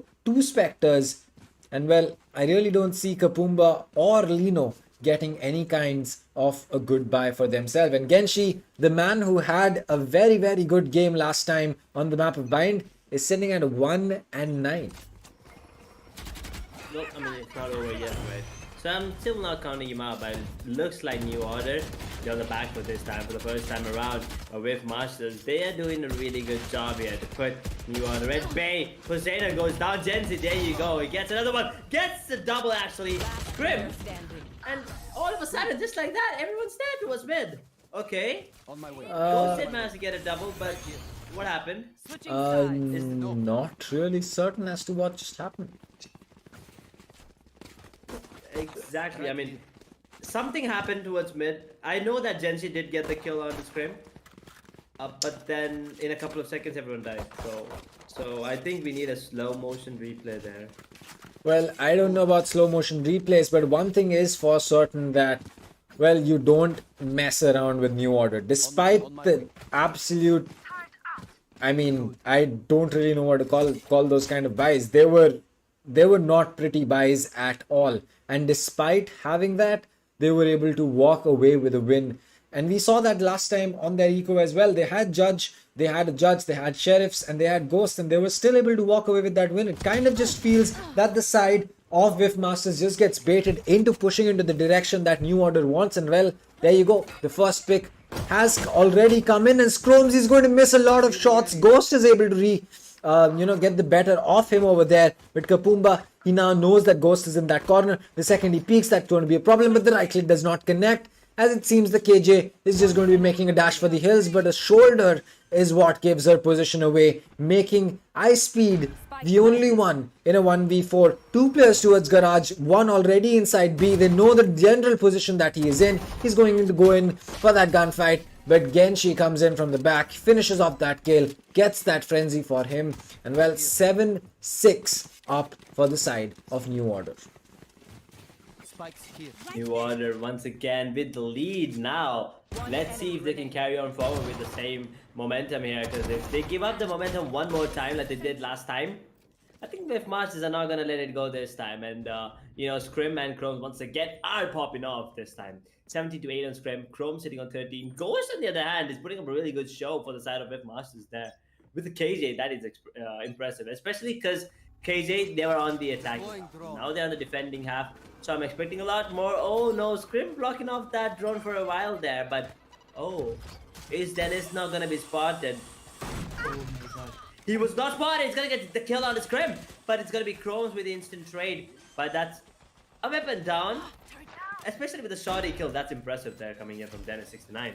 I mean, at that range, there's no better weapon that I would have in my hand than a shotgun, be it the shorty or it be that Judge or that Bucky. And well, it seems that we are going to be having a tough play coming in for the side of New Order. Now, for the side of Whiff Masters, because Kapumba is going to be getting one and he gets the second one as well. What a connect onto the head of the Sova. 8-6 up. The full buy is going to be coming in from the side of Whiff Masters any second now. And well, that will give us a clearer picture as to what these two teams are going, or how these two teams are going to be separated from each other. Oh boy. 8-6. Now, it's going to be a full buy coming in from Whiff Masters. So, this is the round that they need to win. Or else, New Order are going to be forcing Whiff Masters to do another eco round. So we're looking at a potential 10th round on the board for New Order. Once again, getting the double deals early into the match is not a good idea. I mean, it's not good at least for your opponent. But it's going to be Scrim with the kill once again. Whiff Masters down. Man, oh no, it's all about the timing. It's going to be Chromes going down. But Scrim with an instant trade once again. Scrim and his trades are on point tonight. But Lino, can he get the kill on the Ghost? Yes, he can. I'm not really sure how Ghost did not predict that. It's going to be close, but it's going to be a 2 versus 4. 45 seconds on the clock. A 2 versus 4 retake. Dang, take it away. Well, this is going to be really, really difficult, but it looks like Dennis and Lucifer are just going to clean up the side of New Order. Dennis, he's looking out for that flank. Will he get that kill? Yes, he will. And what a clutch coming in from both of these players. Lucifer and Dennis just playing it their own way and are somehow able to lock another round out. And New Order once again, despite having the man advantage, the spike planted, are going to be giving that free win away to Whiff Masters. Give it away. Oh boy. Not really sure what happened. New Order once again through the round. Can we just call it a throw again? Because in the blink of an eye, 3 players went down. Oh boy, that was their round. It was a bonus as well. They could have pulled it off, but instead they decided to throw it for some reason. You know, maybe making it interesting for the viewers, making it interesting for us, because I did call 39. You called 39, is it, Dang? I really don't remember. I will have to go back in the stream and check what I did call out, but it seems that Scrim is going to be starting things off. Ghost will be getting a pick for himself onto Genshi. And well, Ice Speed, he might be able to make this judge work out, considering that these players aren't too far away, but the KJ is looking right in his direction. Not to mention that they also have a turret watching the mid push up for the side of New Order. Now, with that out of the way, it does seem that Scrim did take a lot of damage at wherever he was taking that gunfight. So he's going to be the player who will be the bait. But it doesn't matter because he lands that headshot despite being that low. 7 HP is all that this man needs to connect and get the spike down. And well, New Order are looking to make this win theirs, because they're going to be getting that lockdown on the floor, committing that ultimate. And well, Chromes, he's ready for Ice Speed on Heaven. Lino is going to be getting another one, and it's all down to the remaining Killjoy from the side of Whiff Masters. Oh boy, once again, Whiff Masters on the back foot. Ghost, nothing really Mustang can do. Maybe get a kill, but yeah, never mind. It's gonna be Lino getting the kill. He goes closing things out for the side of New Order. 9th round on the board. For a second, I actually thought Whiff Masters might actually pull it down to an 8-8 scoreline. But New Order, they have other plans in head. It's gonna be a 9th round on the board for them. And once again, Whiff Masters, the economy is not looking good whatsoever. So they might invest in light shields and specters, stingers, or sheriffs. But that's about it. It should be a free round for New Order unless Whiff Masters pull out something miraculous from the bag once again. I mean, if they can, I'm going to definitely be looking forward to it, because we have seen 2 eco rounds come out from the side of New Order, and I don't expect any less from the side of Whiff Masters either. Now, well, yes, as you can say, the history between both these teams is not something that tells us exactly what is happening, but it looks like Kapumba is going to be getting one. Chromes gets one as well. More Scrim joins in on that party. Genshi is going to be losing his life, but Chromes, he comes in for a second, and it's all down to the Jet on A-Link. The spike is going to get recovered, and that means that a C plant is on the table for the side of New Order. Yep, and you can see the Astra dropping away the spike to raise so he can have his ultimate online.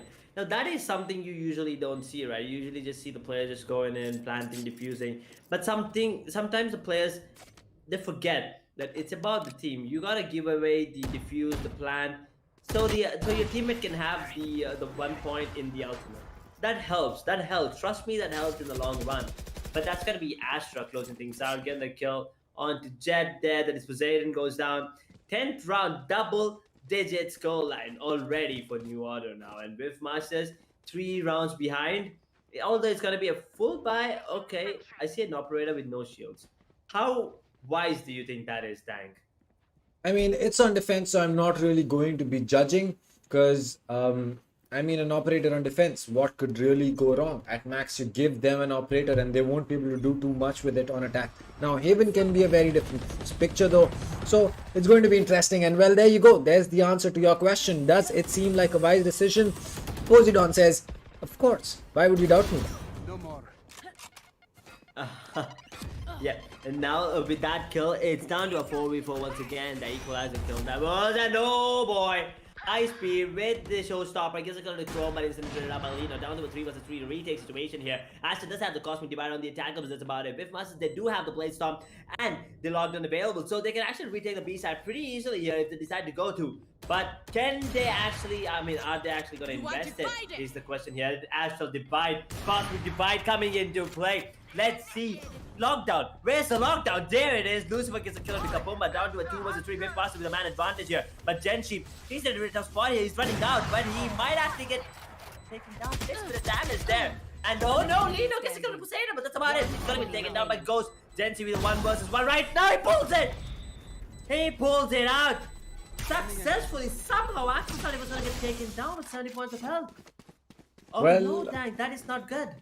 That definitely is not going to be a pretty picture in the Whiff Masters bootcamp. And well, you can see the frustration, you can see the tension on their face. And as for New Order, well, they're just having fun.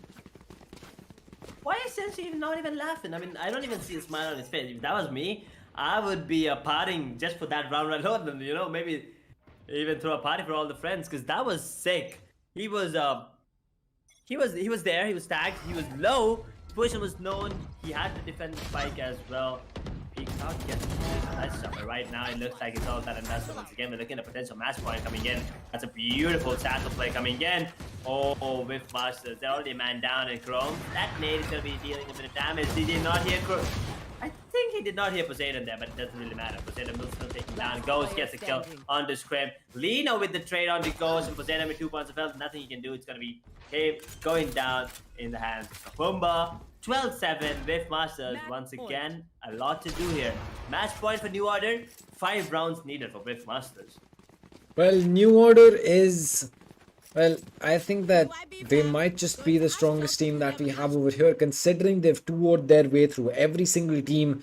And now, in the grand finals, we are seeing them take on Whiff Masters, who is not a bad team by any set of the imagination. And well, speaking about that, I just noticed that we have some monkeys over here. I don't know how many times I've gone to CT on the map of Haven, but for some reason, I just have never... as you can say, spotted them. Yeah, they are. As soon as you said monkeys, I was looking at the outside of my window, but more about that later because it looks like it's all done and dusted for New Order. Chrome's. Oh no. Oh, Poseidon. Oh, that looked bad. But Ghost gets a double. Can he pull it off? A 2 vs 3. Ash is kind of low. And both players are side of Whiff Masters. Oh my god, they can actually make it well. Poseidon, what are you doing? He wants the gun. Okay, he's going to take it. Kapumba is going to be planting. He's really, really low. So they can actually make it work. A 2 vs 3 retake. So wise position. Genshi once again. Sneaky beaky like gets a double. Finishing things off. Pushing away with Masters. Doesn't really matter if it's your map pick or our map pick. We will still come out on top. New Order. There you go. Smiles. Finally, I see Genshi smiling. So I'm happy. But yeah, really well played from both the teams this time. You know, side of Whiff Masters, they did put up a really good show. But at the end of the day, it's not good enough.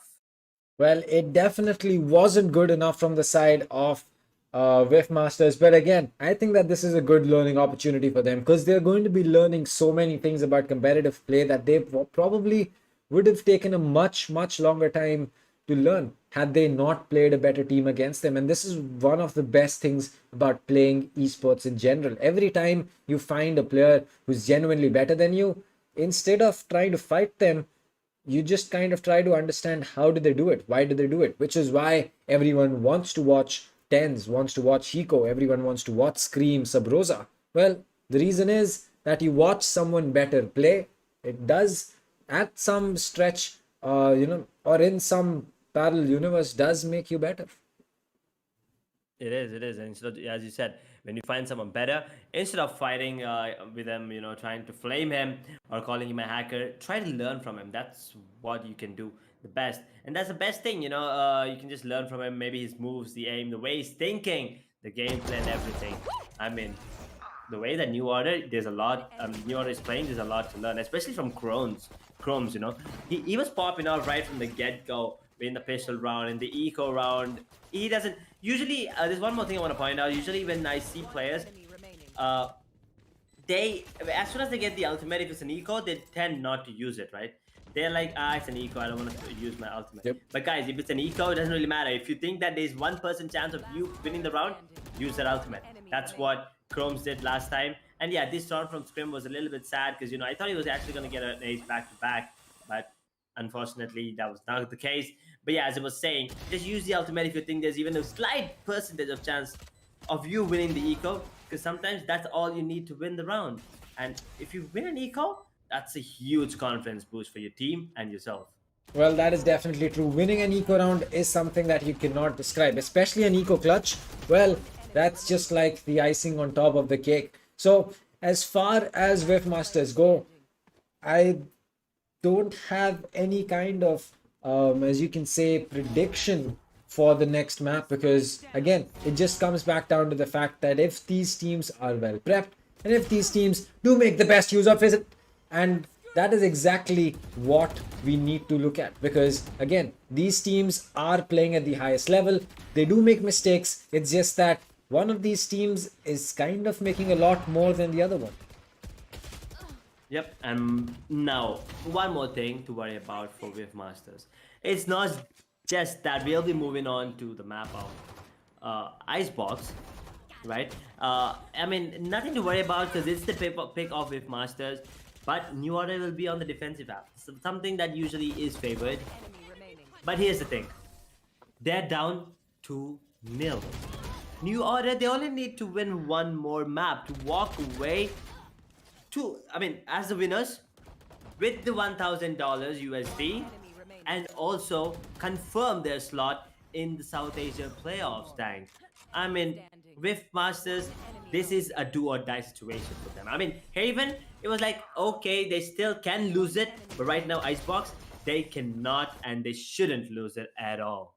Well, that is true. They cannot afford to make any mistake on the map of Icebox, because as you said, it is series point, and if you make a single mistake, it's tata, bye bye, game over for you, and we'll see you in the wildcard games. That is how the journey for Whiff Master is going to proceed. But as far as things stand for New Order, there's a total of 14 opening kills for the side of New Order, and compare that with Whiff Masters, they've got 6. That's a difference of more than 2, and that kind of just tells you as to what was really happening in the game between New Order and Whiff Master.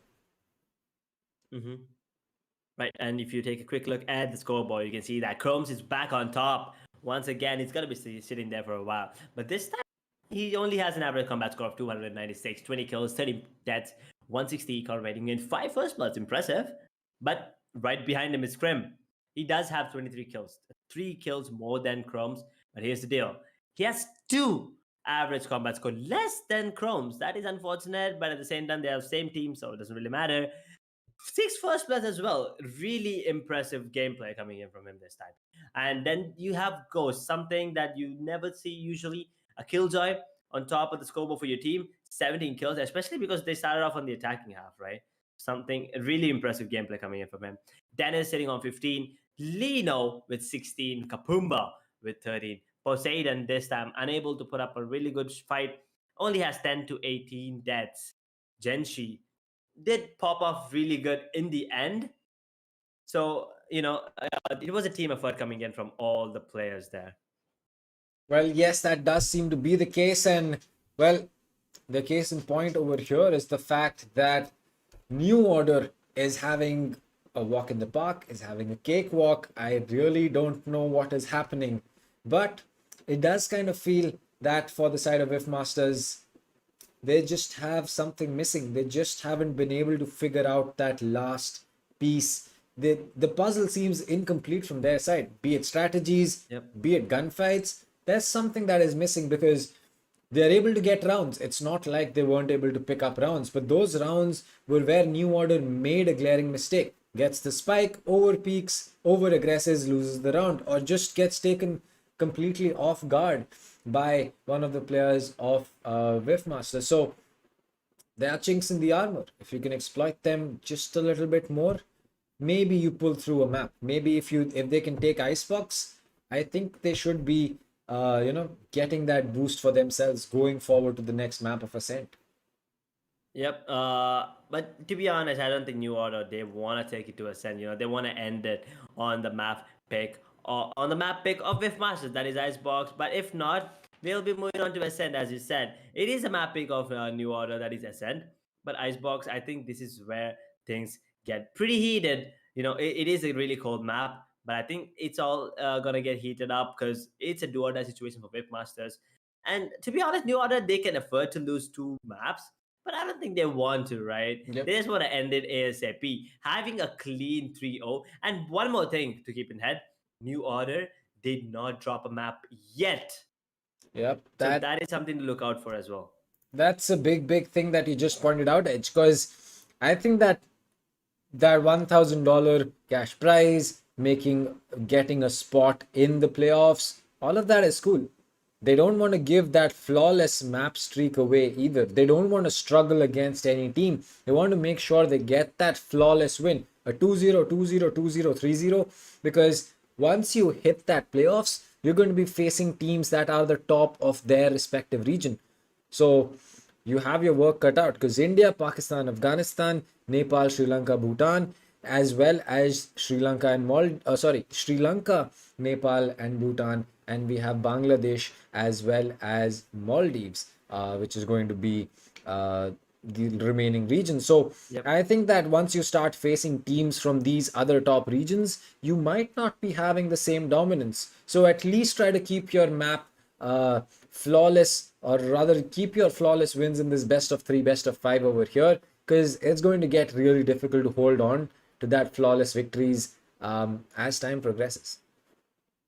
Yep, you are right about that. And I mean, if you take a look at the map video that we have on the screen right now, the only map banned was the Breeze, right?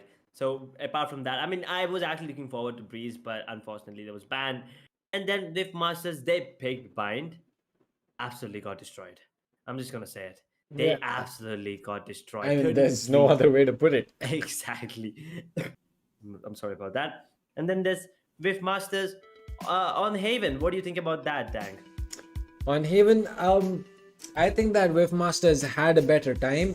I think that it maybe warmed them up for gunfights coming through, but Icebox can really just either be a map that you perform really well on, or you go to Icebox to get taken out, because I don't want to take the name off the teams, but we saw in Masters that a 13-0, even at the highest level of play in semi-finals on Icebox, was not unheard of.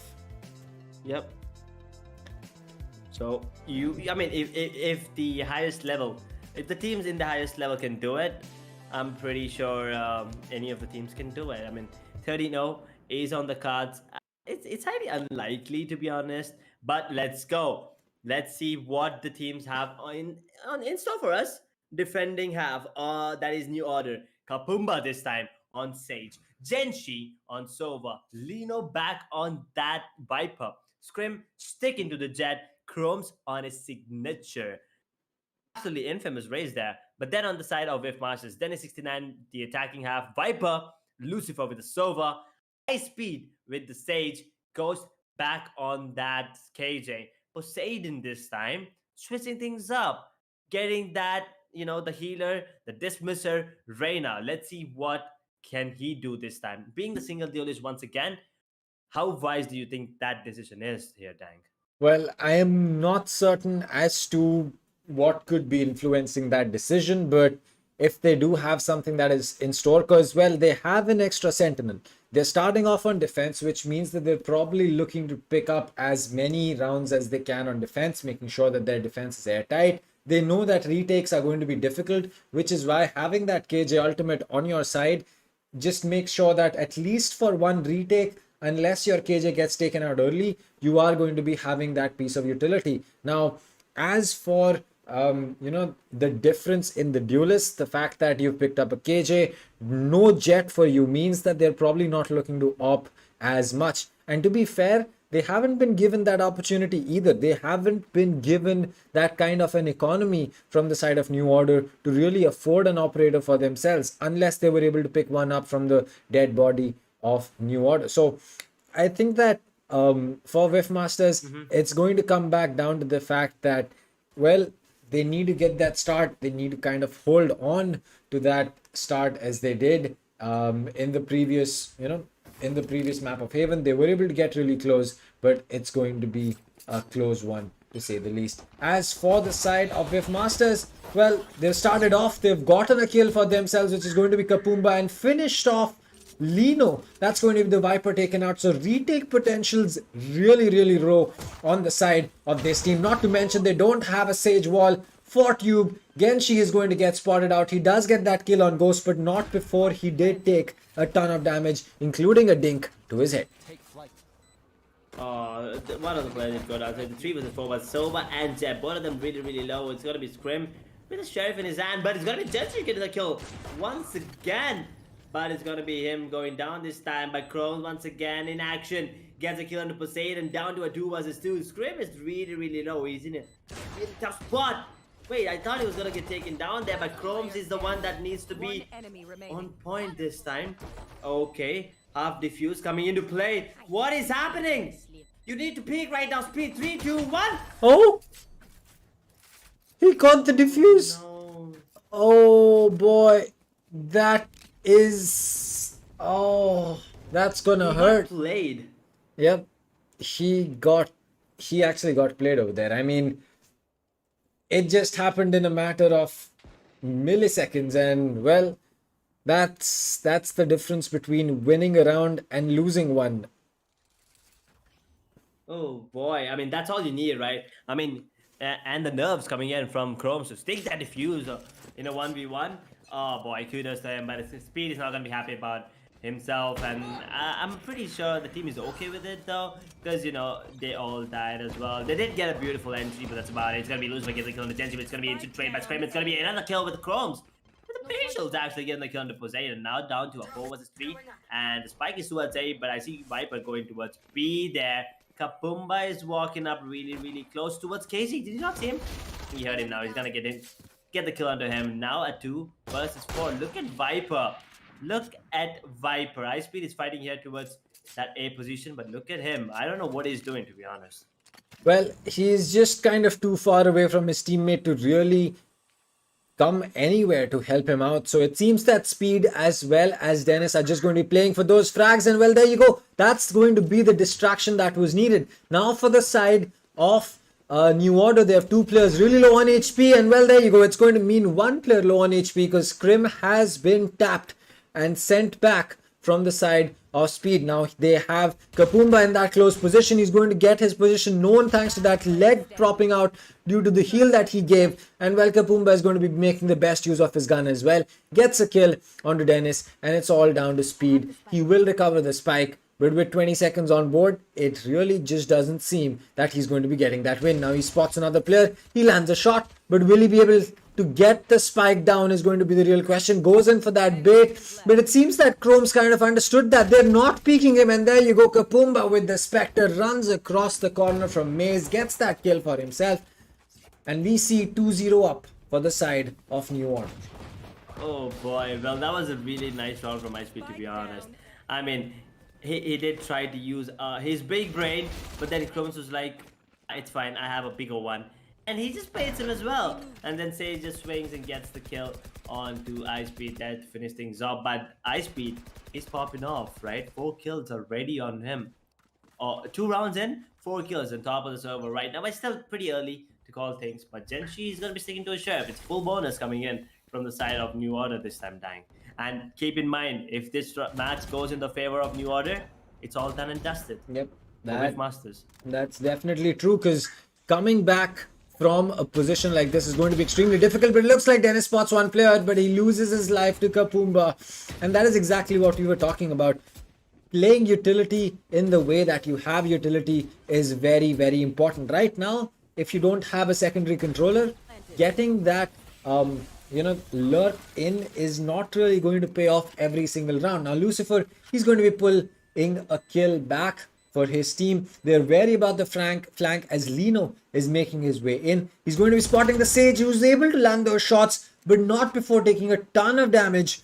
And that means that we have a 2v2 on our hands. Kapumba is going to get spotted out. He does go, or rather that's going to be Speed who goes in for that res on Dennis, and they're looking to make this round theirs. But it seems that Kapumba is able to land the shot, and another player has made his way back up to Nest. He's going to spot him. He lands that shot. Chromes is going to be getting high speed, but this time is something that I don't believe is there on the side, but it looks like he will just be able to stick that. But again, as I said, 1 second late, and Chromes is able to get that win. But again, the sad part is he doesn't get a gun for himself.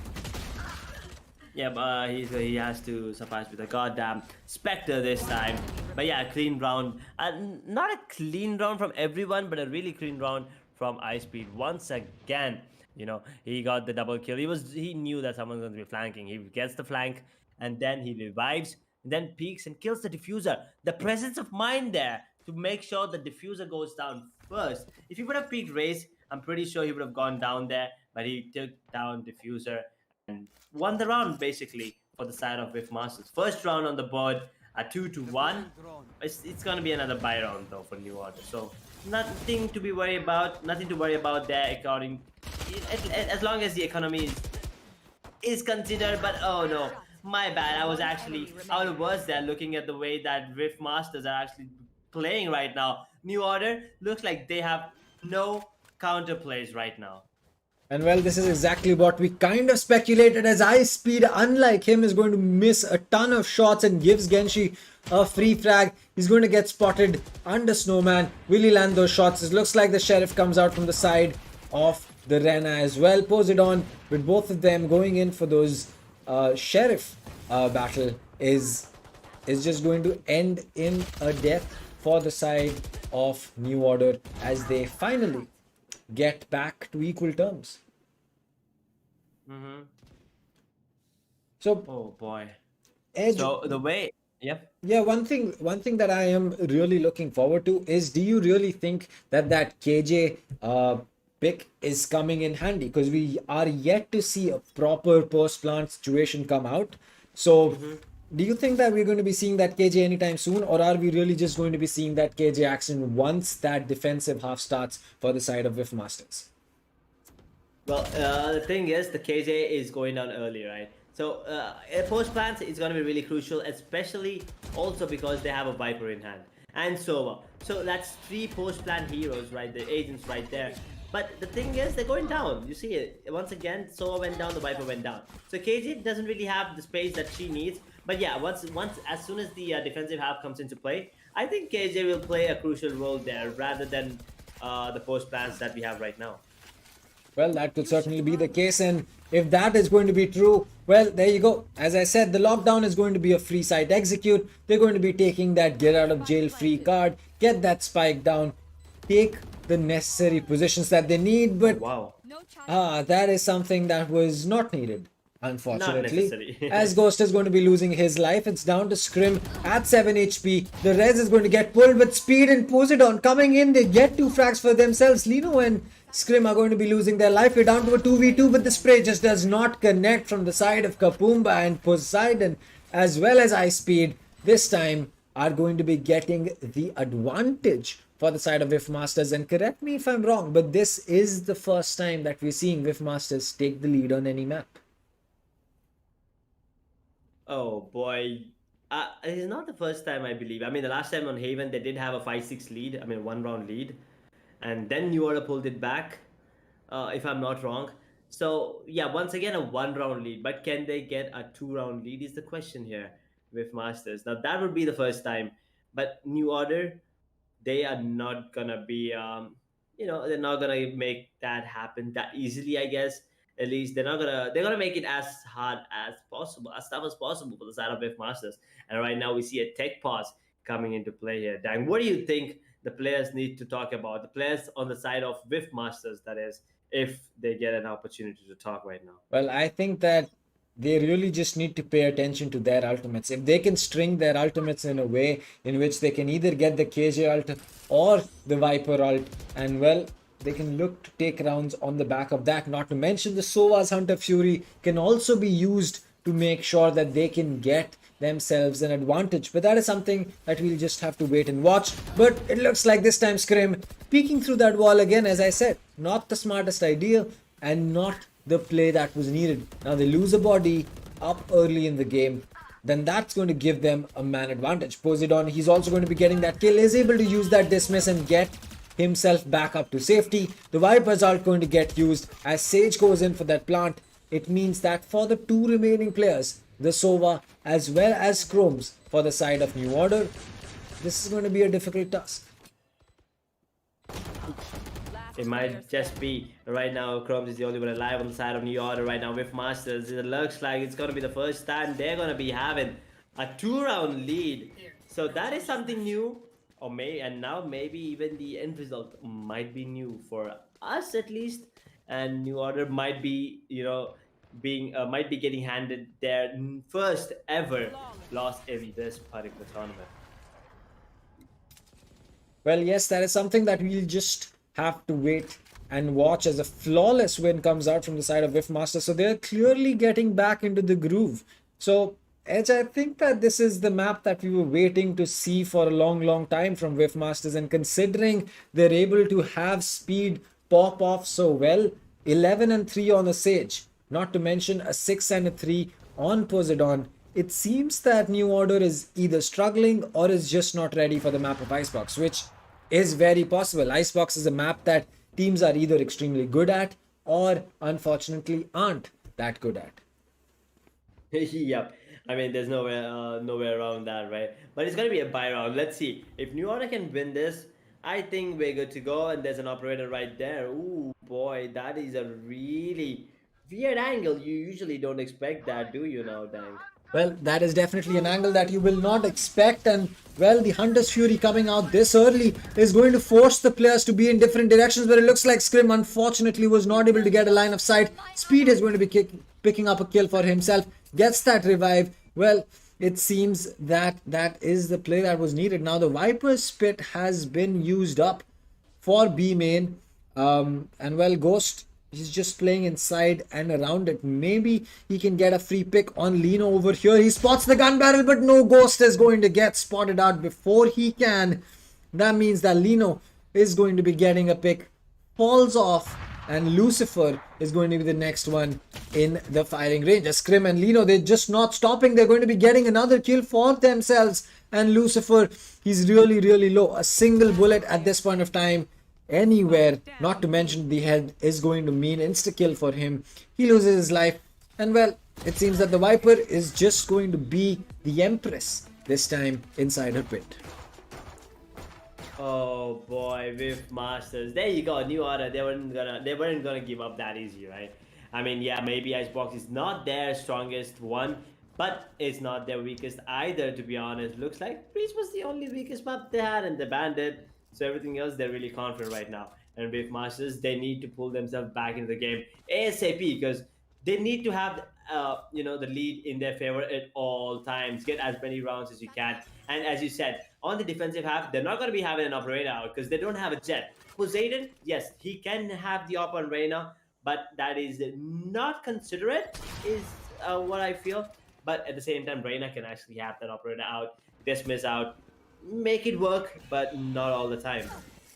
Well, yes, that is one of the biggest reasons that Jet is so good. You do not need to get a kill to make sure that you can get get out of jail free card to run away from there. But with Reyna, it's the other way around. You have to get that kill to get that soul orb, which will also mean that you will have the option to either heal yourself back up or go in for that or go in for that dismiss. Now, with that out of the way, it seems that we are back down to a clutch moment for the side of Whiffmaster Sova, which is going to be Lucifer. He is walled off from the spike, so he might be able to make this work, but 9 bullets in the magazine, a recon to work with. He's going to be using that up to make sure that he knows at least or gets some information, but it looks like nothing's going to be showing up, and Lino just sneaking past that recon is going to be landing that shot on Lucifer, and 4-4 is what we have back over here. As for New Order, I think they've already picked up the minimum number of rounds that they need to on Icebox defense, and I'm really excited for their attack to be starting in the coming 4 rounds.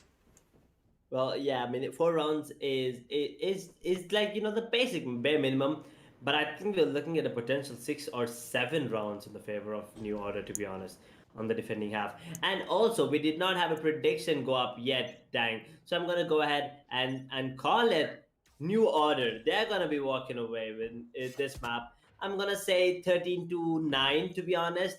What do you think, dang? Well, it could be anything, but looking at the way that they're going in for those peaks right after they win a round is kind of concerning. Now, an interesting Sage wall is going to be cutting off CT, but they still need to clear outside. They have Genshi inside side. He hears every single player around him, and as he looks to run away, Lucifer is going to be collecting him. The Sova gets rid of the Sova, and this and this wall from the Sage is definitely going to give them so much control towards CT that they might just be able to control Heaven as well. Can I just quickly change my prediction? Because all of a sudden, Whiff Masters, oh my lord, that confidence boost coming in from them. But look at Chromes, is he going to be taking that angle? Because he was playing that angle the other time. Oh no, the other side, my man. Oh, Okay. oh. Okay, Chromes, I'm not, gonna say not anything. that way.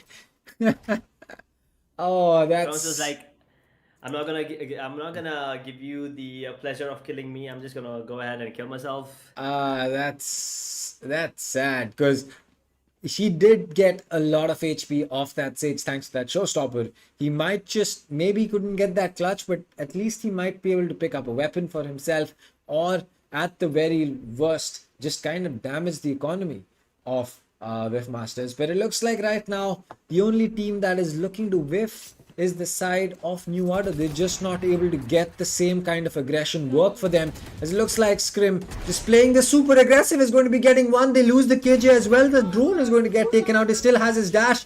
He's still getting pinged. He just does not connect with the Hunter's Fury. And well, that's going to mean that he gets a second peek in. He's going to get a third peek in. But this time it doesn't connect. Before Lucifer gets Scrim as well as Genshi. His cover has been taken out as well. And suddenly Whiff Masters is back in the game. The next kill might just decide the direction of this round, as the wall is going to be a very ballsy one. Dennis almost got that kill onto the Sage, but it looks like she will survive with the skin of her teeth. And for these remaining two players, it's going to mean a very, very big task. Lucifer gets one, unfortunately looks away, and Kapumba and Lino to finish it off. Dennis the last man to fall, and 5-5. This is really looking like the battle that we would have expected both of these teams to go through with. Well, to be honest, it looks like, this is like deja vu all again, Yep. all over again. That is, the same thing happened in Haven. It was like, 3 rounds in the favor of New Order, and then 1 round in the favor of Whiff Masters, and then it went the distance 6-6. But then on the attacking half, New Order completely popped off. So I'm looking forward to see if that's going to be the case here, or do Whiff Masters have something else in mind, and are we in for a treat from them?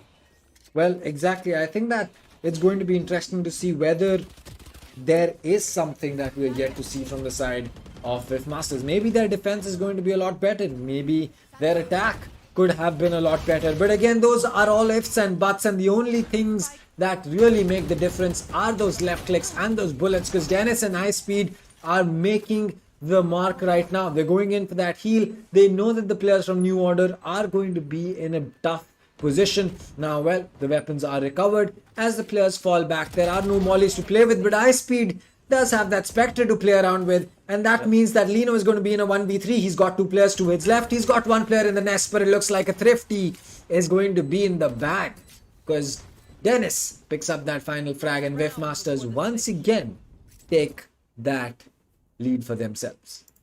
It's going back and forth here, dang, isn't it? 1 round we see New Order completely dominant. 1 round we see Whiff Masters not whiffing any of their shots. And then somehow in the end, New Order comes out on top. But let's see. We still have 1 more round in the first half. If it goes 7-5 in the favor of Whiff Masters, then the story might be different. But if it goes 6-6, I think New Order has this in the bag, especially because they'll be moving on to the attacking half. Well, yes, that could definitely be the case as well. But that Killjoy pick could be something that is interesting, and we might just have to see how it plays out. So, as far as things go, we are going to be, in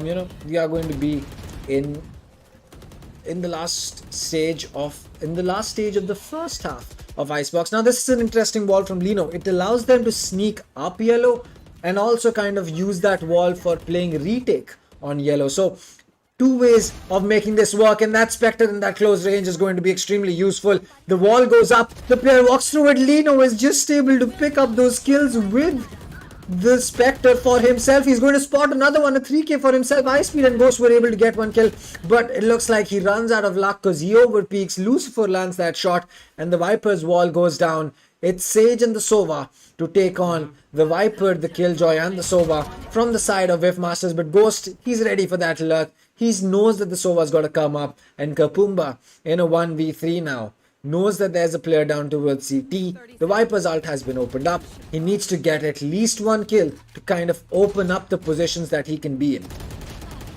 Oh boy, it's gonna be Dennis. Yeah, closing things off. I actually thought Kapumba might get the kill on one of the players and then use his revive. You know, he did tag KJ.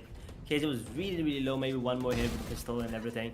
He would have gone down, but that's not gonna be the case. It's gonna be Whiff Masters finally once again with a 2-round lead, 75 first half scoreline. What do you think, Dang? Come back on the cards? Well, possible, yes. Reality, not so sure. Because one thing that I would like to point out is the fact that there wasn't a real, as you can say, way to push site for the side of the I get confused with the team's name. Sorry, with Whiff Masters. Yeah, they do have the initiator on Sova, but then they don't have the pushing potential. Because yes, getting information is good. Yep. Yes, you can drop a molly with the Viper, but with just one duelist, you kind of need to either have a 5-man push in towards site, or you are not going to be having the push potential that your team needs. That's right. So with the Raze on board, and especially with Chromes really just popping out with that boom bot and that grenade that you can get the paint shell, it kind of just gives you many-fold in terms of, and there you go, that is exactly what I was saying. Just look at the kind of positions that they can take with Chromes on board, whether it be with the satchels or it just being clearing out those cubby corners on A with that boom bot. Because the second you hear that boom bot go, you know that you're dead and you need to shoot that boom bot. And not to mention, I don't know about this for you guys, but for me at least, that boom bot seems to have infinite HP, because no matter how many bullets I put into it, it just keeps coming towards me. Yep, that boom was really annoying, to be honest. Sometimes, and you're like, there's a guy right in front of you, but you see this little stupid thing coming towards you with, like, the sirens, Q. He just comes towards you. And then, I mean, there's no way you can escape that, right? I mean, you're gonna be taking damage unless you're Jet and you dash out at the right moment. Yeah, I mean, that's... Go ahead. But that's the case there. But right now, we see once again New Order trying to get things back in their order right now. Gets a triple. Actually, 3 players down. Chromes with 1, Swim with the double. That's going to be the Spike Planner as well. 2 was a 5 retake situation here. This round is going to go in the favor of New Order. The slow way Whiff Master should be able to. That's a pretty quick flawless round coming in from New Order. Okay, looks like they mean business right now. 77. The scoreline's all tied up once again, Dang. Well, it just kind of feels a little sad for the side of Ice Speed and Lucifer, because not being on those duelists, they are still pulling so much. It's just that they're unable to figure out a way to make the onslaught that is being put out from the side of New Order to to good use. And well, every single player from them is going to be playing that bonus, which means that they're really going to be having an extremely good economy considering they lose their bonus round. And that is something that is going to mean a lot. Now with that paint shell going out, they know the position, and there you go. That is exactly what I was saying. 2 players peeking at the same time, the Raze as well as the Viper, and well, he's using that space created by that Viper wall to get that, to use that elevation that he already has, and gets into advanced positions. And that is exactly what the difference has been between both these teams. Now Kapumba getting a little greedy over getting that gun for himself, is going to lose his life, but Ghost missing his shots is going to get taken out. Dennis gets one more for himself, but coming up to the ropes, he's only going to be coming up to his death, because he's going to get taken out. The last remaining player, Genshi, on the side of New Order, able to clutch that one out, and Whiff Masters finally forego that lead once again. So it just comes back down to the same thing that we were talking about. You need to figure out a way to play around your opponents. Playing that Rena in that corner, especially not having any support from heaven or rafters, was kind of a death wish that was given to Poseidon from the get-go. Well, I'm not really sure what's happening on the side of Whiff Masters right now. We saw Ghost coming out on top last time, a Sentinel, and this time we see Ice Speed, another Sentinel. Poseidon missing out a few shots, which means Lucifer had to go down there. He could have saved Lucifer, but it's gonna be Scrim with the kill on Poseidon now, down to a 2 versus 4. Scratch that, make it a 0 versus 4, because Genshi and Lino, they want to end things ASAP here, Dank. Well, that was a quick round, and look at this. They're consistently going towards A. The reason, they just have the potential to push in. They can use that boombot to clear out maze, after which they can nade towards CT on A, which gives them free access towards site. There's no real way to play backside because, well, if you do play backside, you're eventually going to get spotted out and taken out. So playing backside, not an option. You try to play Heaven Stairs, well, the Raze is consistently coming up there. So either you play for that first pick that you can get on her, or you just kind of try to win your gunfight. And well, you can't even win a gunfight against a rocket launcher. So that's going to mean that Chromes is going to be getting that kill on Poseidon, not before Dennis is going to get taken out. And well, there you go. The boombot gives away the position of the player playing in maze. The slow orb is going to be coming out, and smart play from New Order, realizing that it doesn't matter if you have man advantage. You just gotta respect the utility. And well, they take the advantage of that situation, pick up a frag, lose a body on the jet, but it doesn't matter. They have mid control, and which means that they will be able to rotate all the way to B. And the only thing to prevent that is a lonely Killjoy turret. Yeah, and the turret is deactivated if I'm not wrong as well. Wait, never mind, it is active. I'm not gonna be peeking anyone. Oh boy, Speed gets a kill on the Lino, down to a 3 versus 2. And I think a resurrection is coming into play. There it is, Sova has been resurrected. Now, New Order, they say it also has a revive option. But I don't think they need it because it's a 3v3 post-plan situation. Clock has been ticking for a while now. And look at Crumbs. Pop, pop, here we go. 1, 2, there you go. A triple for him. He's happy with the spray there. But it's gonna be Ghost get the kill on the Kapumba. Down to a 1 versus 2. Can he think it's all about the timing? He gets to kill the Sova. Oh no. Now this is something. Oh! For Ghost! He lands that shot, but he doesn't have the time. He just doesn't have the time to get that. Oh, that is. Oh, and he died right at the edge. Oh.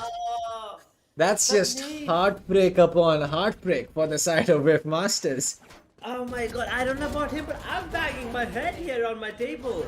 Yes. But like, oh. that nade coming in was perfect from Raze, just enough to, you know, delay the defuse from not happening there, because he was down to 56.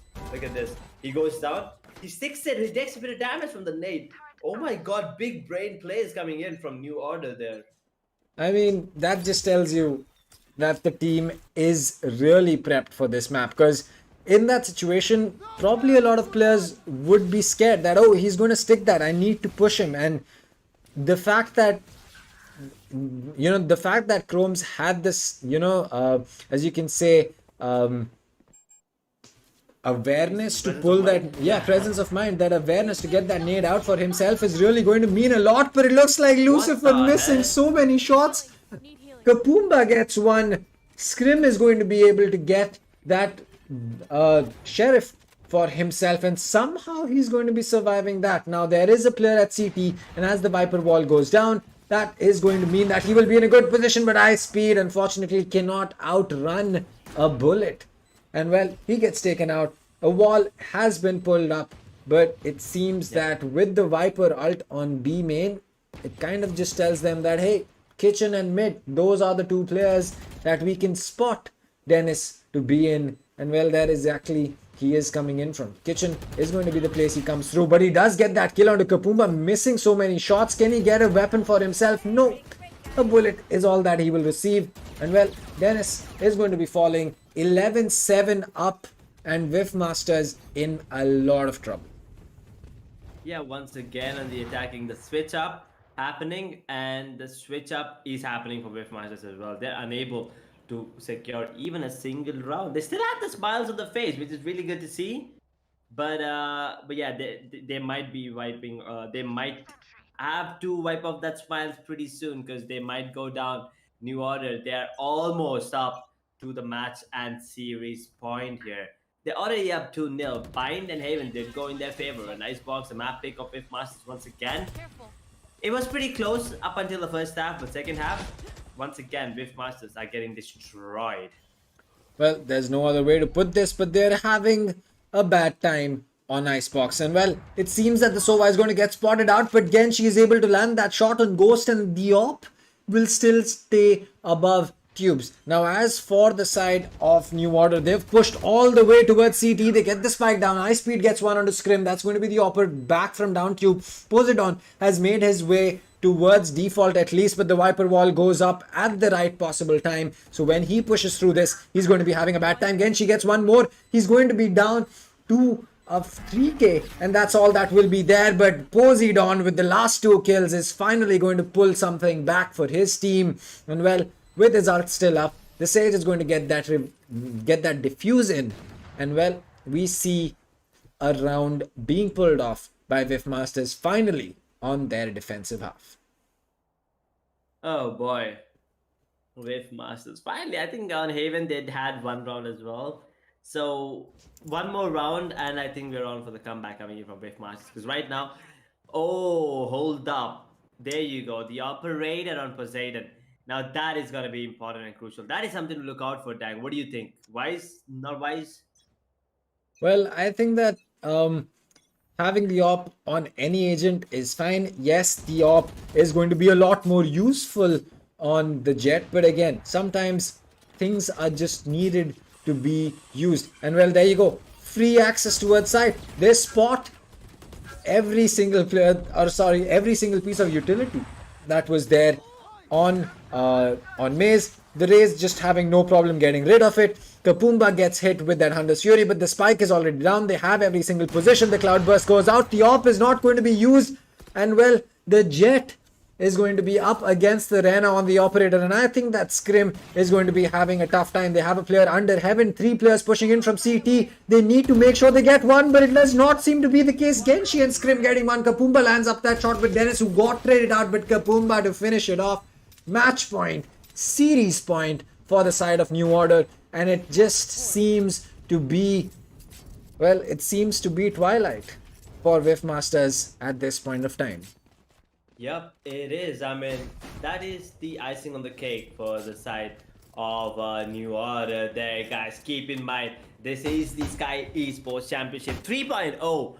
Sri Lanka, Nepal, and Bhutan regional finals, though grand finals, a BO5 2-0 in the favor of New Order right now. And right now we are looking at a potential final round of the grand finals, and Scrim, ooh, that was sick. That was a nasty headshot there onto the boiler, but now Crumbs goes down instantly right by Kapumba. Down to a 3v5. Oh, Genshi, no! Oh boy! Oh, that was bad. yeah, But Lino instantly gets another kill there. So I think it's fair enough, Dang. yeah, I mean that's fair enough. I mean, you can have that bad timing and still get the better, as Lino is going to be picking one up. It's all down to Ice Speed, who is lurked up. He might just be able to get this diffuse off for himself, but every single piece of utility is going to be thrown at him, and so will the players. And as 2 players come up, it's going to be the cheapest weapon in the game that you can buy that lands the killing blow. It's going to be the shorty.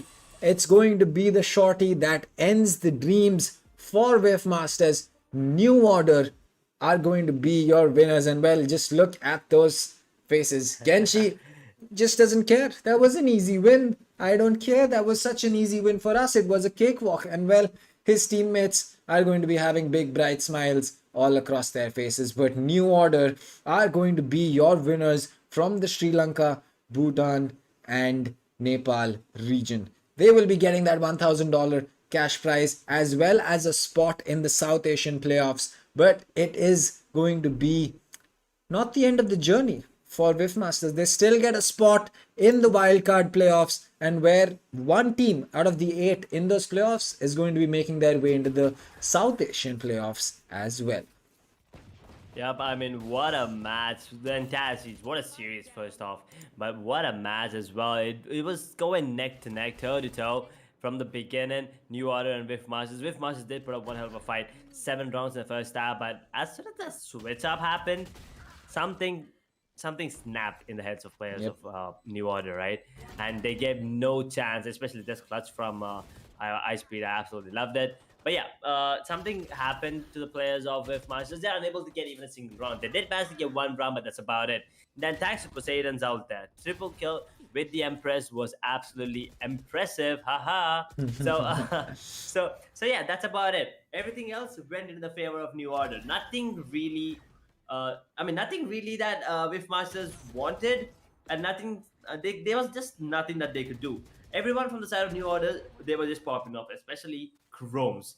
Like you could see him Yep. with the satchel plays and everything. And this peak actually, Lucifer did get the kill on the Chromes, but then he did not expect a second player. So a lot of coordination, and we can see a lot of we can see a lot of practice and synergy among the players of New Order. Much better than the players of much more better than the players of Whiff Masters, I believe, because New Order, the way that they were peaking, they were much more confident, and at the same time, they were relying on their teammates.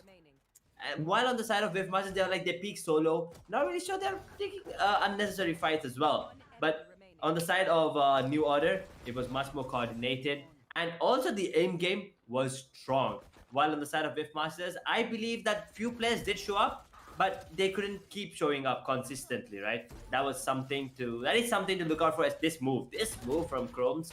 Oh boy, I'm in love with his race plays now. Well, yes, that is definitely true. I think there are two players that, on the race, I've really just, as you can say, discovered. One has to be Chromes, and the other one has to be Bunny from F4Q, because Oh yeah. I mean, those judge plays, those satchel plays on split, I mean, take my money, man. Just teach me how to do it, because these are two of the players that, well, and you can see the kind of flair that Chromes has. That spray, it wasn't the best spray in the world. I mean, for players of his caliber, that wasn't a good spray at all, if you might call it that. But at the end of the day, what matters is getting those kills. He got that, and he got the time with that nade, not to mention that he won his team that round. So that's all that matters. At the end of the day, it doesn't matter whether you get those 4 kills or even those 5 kills. Unless you get that round, it doesn't matter. As long as you have the round, you have the game, it's all good. And right now, let's take a quick look at the scoreboard. And for the first time in 3 matches, Chromes is not on top. Yep. And Genshi is back on the second spot. Second spot for his team at least.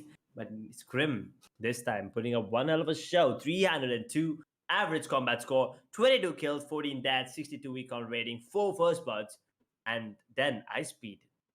We did not see him pop off the previous 2 games for some reason. But this time on the goddamn stage, he showed up. 21 kills, 15 deaths, 72 econ rating, and 2 first bloods, 4 plants, and 1 defuse as well. So he was an all-rounder. He did everything. Entries, yes sir. Planting, yes sir. Diffusing the spike, I got that as well. He was an all-rounder. He was the one that was doing everything for the side. Genshi, 19 to 15, really good play as well. But look at this, Chromes, 249 average combat score, 17 to 18, not a 1 KD, not something we usually see from him. 205 econ rating and 4 first bloods. Yep. Right? Still impressive. Lucifer on 13, Lino 16 kills, and then Ghost 14, Poseidon, Dennis, and Kapumba sitting on 12 kills each tank. I mean, I just want to point this out, that if we sorted by econ rating, Chromes is still on top. So, well, there you go. That's another way to say that Chromes is still going to be on top. But still, with that, it's going to be the end of that BO5. I expected this to go a lot longer than what it just did, but hey, again, we can't make the games longer or make the games shorter depending upon us. But at the end of the day, it's New Order taking that flawless win back home, because they're able to walk away from these qualifiers without losing a single map. Should we call them the new Sentinels? Should we call them the Sri Lankan Sentinels? That could be something that will get really interesting once teams from the other regions are going to be joining in. Well, Sentinels did lose a map in the recent VCC, So yeah, I for mean, now they do look like the Sri Lankan Sentinels, but can they be the South Asian Sentinels is the question. I mean, having this momentum is gonna help them crucially. Moving on forward to the South Asian playoffs, they already secured their $1,000 and the bragging rights, right? And yep. now they're gonna be representing their whole country. Moving on forward, and if they win the entire thing, oh boy, that those smiles, they're gonna be. I'm pretty sure Gen Z will be smiling then. Yeah. Right now, we are like, we already know we're gonna win. But I'm pretty sure if they win the South Asian playoffs as well, the entire thing, I'm pretty sure Gen Z will be smiling, and maybe we get to see him smile because he looks cute. I mean, of course, because, well, if you look at the teams that have qualified from the other regions, Team Exploit and Salt Esports from Pakistan and Afghanistan, we've got Velocity and Enigma from India, and then we've got E2S Lexius and Excelli Esports coming in, or rather, Excelli or Lexius coming in from Bangladesh and Maldives. So it's going to be a really, really interesting Oh set yeah. of teams once we see them in the playoffs. But will we see New Order perform that well? We don't know. We'll just have to wait. Yep, I mean you're right about that. 8 slots in the playoffs, right? And one of them will be the wild card. One of them is confirmed right now from the Sri Lankan side. That is the Sri Lankan roster of New Order. And from the India, as you said, VLT and Enigma, two powerhouses once again. And from the Pakistan region, Afghanistan and Pakistan, we have Team Exploit and Salt Esports. Once again, two powerhouses, two teams that are absolutely dominant in the scene right now. Bangladesh and Maldives region, we have E2S Lectures and Exili Esports. Once again, Exili, I've watched them play. Lectures, they're coming up huge this time. Actually, we have seen them previously as well. So the audience is bit familiar with them, but lectures, that is something to watch out for. And every other name is pretty common, VLT, Enigma. A lot of people already know these teams, but now something to look out for are the Sentinels from Sri Lanka. That is the New Order. They did not drop a single goddamn map. I don't even think they let anyone cross 10 rounds, if I'm not wrong. Well, I don't know about the exact score line that these teams have won it with, but one thing is for certain, dropping, not even dropping a single map, it just tells you that, well, they are absolutely insane at what they are doing. And well, there's no other way to put this, but it kind of just goes back down to the fact that um you know these teams have a lot in common. Sometimes it's just the other team's day. Sometimes it just comes back down to the fact that, well, you kind of had a better day than the other team. Maybe in a parallel universe, Whiff Masters is having a much better day than New Order, and they're the team that walks away with this 3-0 win. So it comes back down to prep. It comes back down to the fact that um, they were either better prepared or they just didn't have the best day in game. Right. So, I mean, whatever it is, New Order today at least was the better team. To be honest, they were the better team throughout the tournament. But yeah, compared to Whiff Masters, because this was the first time they're facing off against each other. The Whiff Masters, the first game, 13-3, they were absolutely destroyed. But then moving on to Haven, they were a bit confident, and they did put up one hell of a show, but not good enough. And now the final map, that was the map of Icebox, they did do their best, but at the end that wasn't enough as well. 13-8 is all that they could put up for. And New Order, they did not drop a map, and that is something I cannot get out of my head, and something I'm gonna keep talking about until the playoffs is done, to be honest. I mean, yeah, it's not an easy feat considering the kind of opponents that they faced. You kind of have to agree that it was a very, very good run coming in from the side of New Order to not drop a single map through the quarters, through the semis, through the grand finals. Not dropping a single map, that tells you a lot about this team. It tells you that practically any map that you take them to is going to be a good one for them. Now, yes, they will be having weaker maps and stronger maps, But in the grand scheme of things, they're pretty comfortable on every single map that you take them to, which is a huge disadvantage for the other team. Because now, if you need to ban a map that is strong for them, you kind of have to play a map that, well, they're decently strong on as well.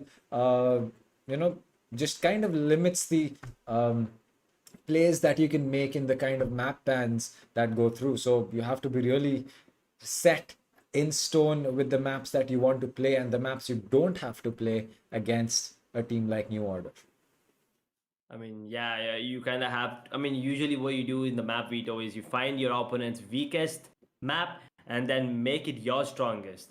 But here, New Order is pretty much decent. They're strong on few maps and they're decent on the others. They do not have a weak map. I'm pretty sure Breeze is the weakest, and that's exactly why they banned it. But that's about it. Everything else, they're really good on it. I think Bind is their strongest. Whiff Masters did not know that and chose to go with Bind the first map. Maybe if they chose to go with Icebox the first map, maybe they would have had a better competition there, and and then the comebacks would have been much easier moving on to the second, third, fourth, fifth game potentially. But yeah, that's in a parallel universe, as Dang said. But here, the storyline is 13-3, map of Bind. The confidence levels on the side of a New Order were through the roof, and at the same time, the confidence levels on the side of Whiff Masters were 6 feet under the ground. Well, yes, that is true. I think that it just, as we've talked about this a lot already, that New Order just felt a lot more comfortable on every single map. The confidence they had in the kind of gunfights that they were taking, the confidence they had in just generally moving across the map. I mean, you need a lot of confidence to do what Chromes was doing on A site. The fact that they were consistently going A, they were not looking to push B at all. They were holding mid, going A. They cleared out maze, they cleared out CT, no one was playing backside. They had that information and they used that to their advantage. Took heaven as soon as possible. I mean, in the time that the Viper wall goes up to when the Viper wall comes down, they cleared maze, they cleared backside, they cleared CT, and they took heaven control. That is a lot to do in those 15-20 seconds that you get with the Viper wall up. So if they are able to do that, you're definitely very confident in the peaks that you're making. Yep, the peaks. They were confident, but also the operator from Scrim. He was losing fights with the operator at the pretty start of the game. But then he was like, "Nah, it's okay. We missed a few shots. We hit a few shots. It happens." So he was really confident and did not give up. And you can see how well it turned out in his favor. That is something you need to keep in mind. Jet, where every time Jet players have operator in your head, in your hand, do not peek them. Just don't drop peek them. Use flash, use drone, recon, something, nade, push him out, and then peek. And even then, you need to be careful because you never know. Sometimes the flicks are on point by all the Jet players there.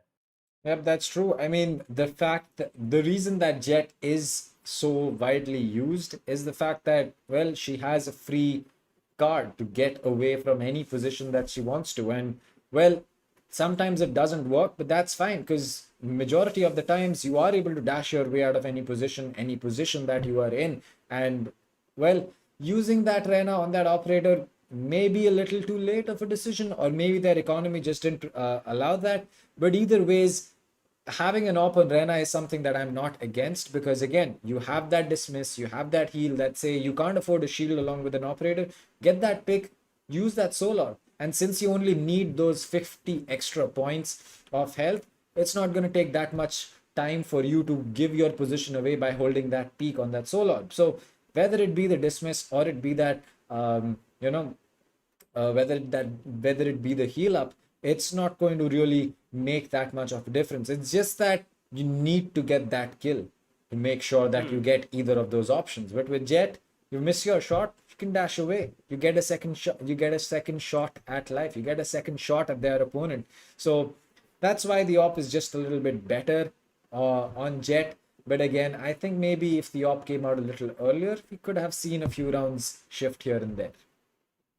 Yeah, maybe if it came out a little earlier, as you said. But I think the confidence and especially the economic factor was the thing that was actually pulling them up. Because on the defensive half of the side of Whiff Masters, they didn't win a single round for a long period of time, right? until that Reina pulled off a three kills towards that B. So I think the economic factor was there, but at the same time, I don't think they wanted to go with the operator play, because especially because they switched from Jet to Reina. If they wanted to switch to Reina, they could have done that in game 2, but they did not do that. So I think they were like, let's not have the operator out. We'll just use our Vandals and the rifles. Uh, Unfortunately, New Order is just on another level. And I mean, let's just say this: New Order is on another level, and then you have Chromes on another level of the other level, right? Yep. I mean, he's just too good right now. At least today, the way he was performing, there was no one to counter him.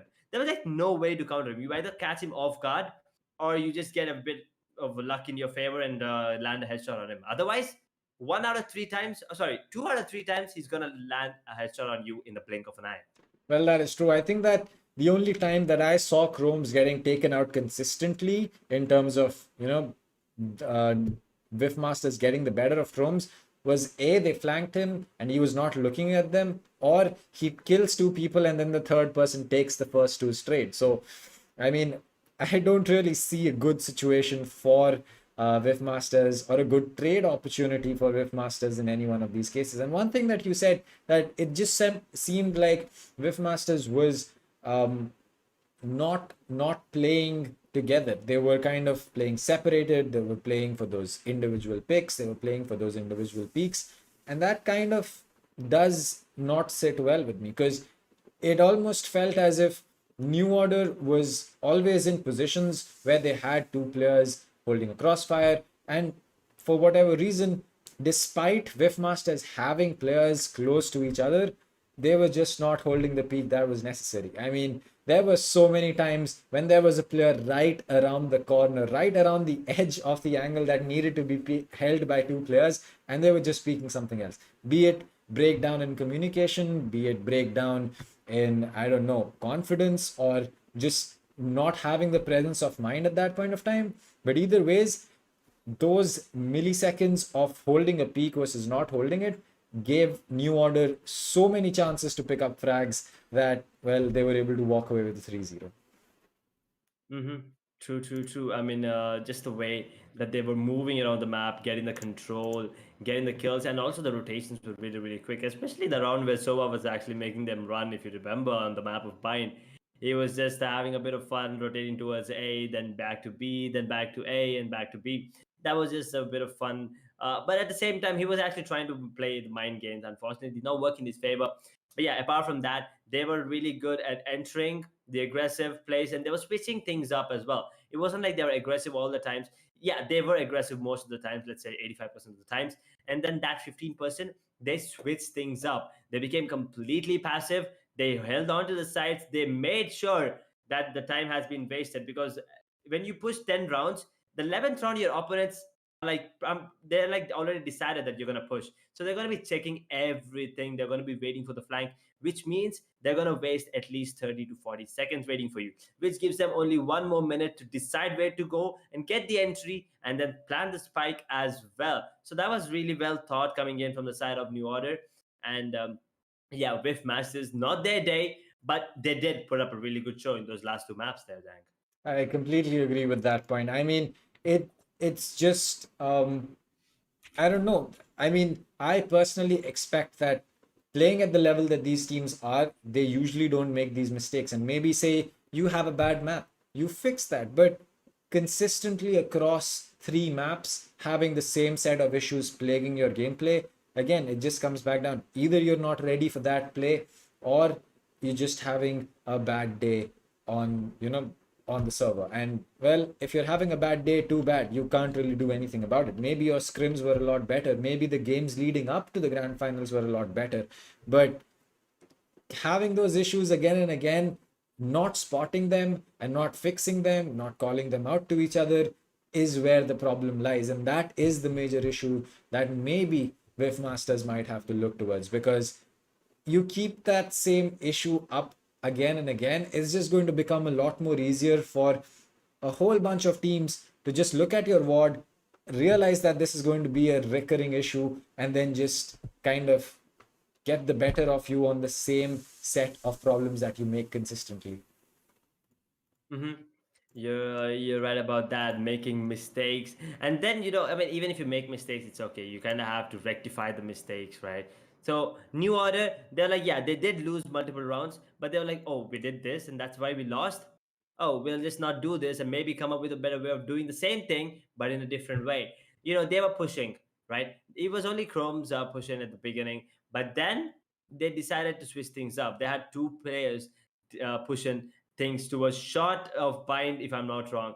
And then at the same time, players pushed from B long as well. And I still have the question in mind. They had an operator. That is, Krim had an operator in his hand towards that B long. Brim died. Brim killed Jet. Why did he not pick up that operator? Why did he not pick up the operator? Did he not know it was an operator, or did he like they did not want to get an operator? Because I thought they did not want an operator, but later half in the game we did see them pick up an operator, right?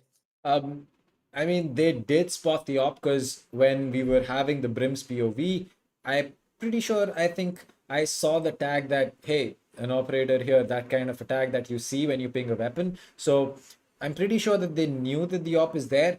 Either they probably try to bait someone to come and pick that up, or they just said, all right, we got the op down, game over, just leave it there, let's not worry about it, let's focus on getting that round for ourselves. Either ways, it kind of seems like a bad decision at the end of the day because Astro was able to save that, and well, things just went south from there on forward. So maybe the Exactly. better decision would have been to take that little bit of a danger and walk up long, pick that up, throw it out of bounds, just get rid of that. Just make sure that the other team needs to invest that kind of money once again. Even if you don't want to use it, just get rid of it.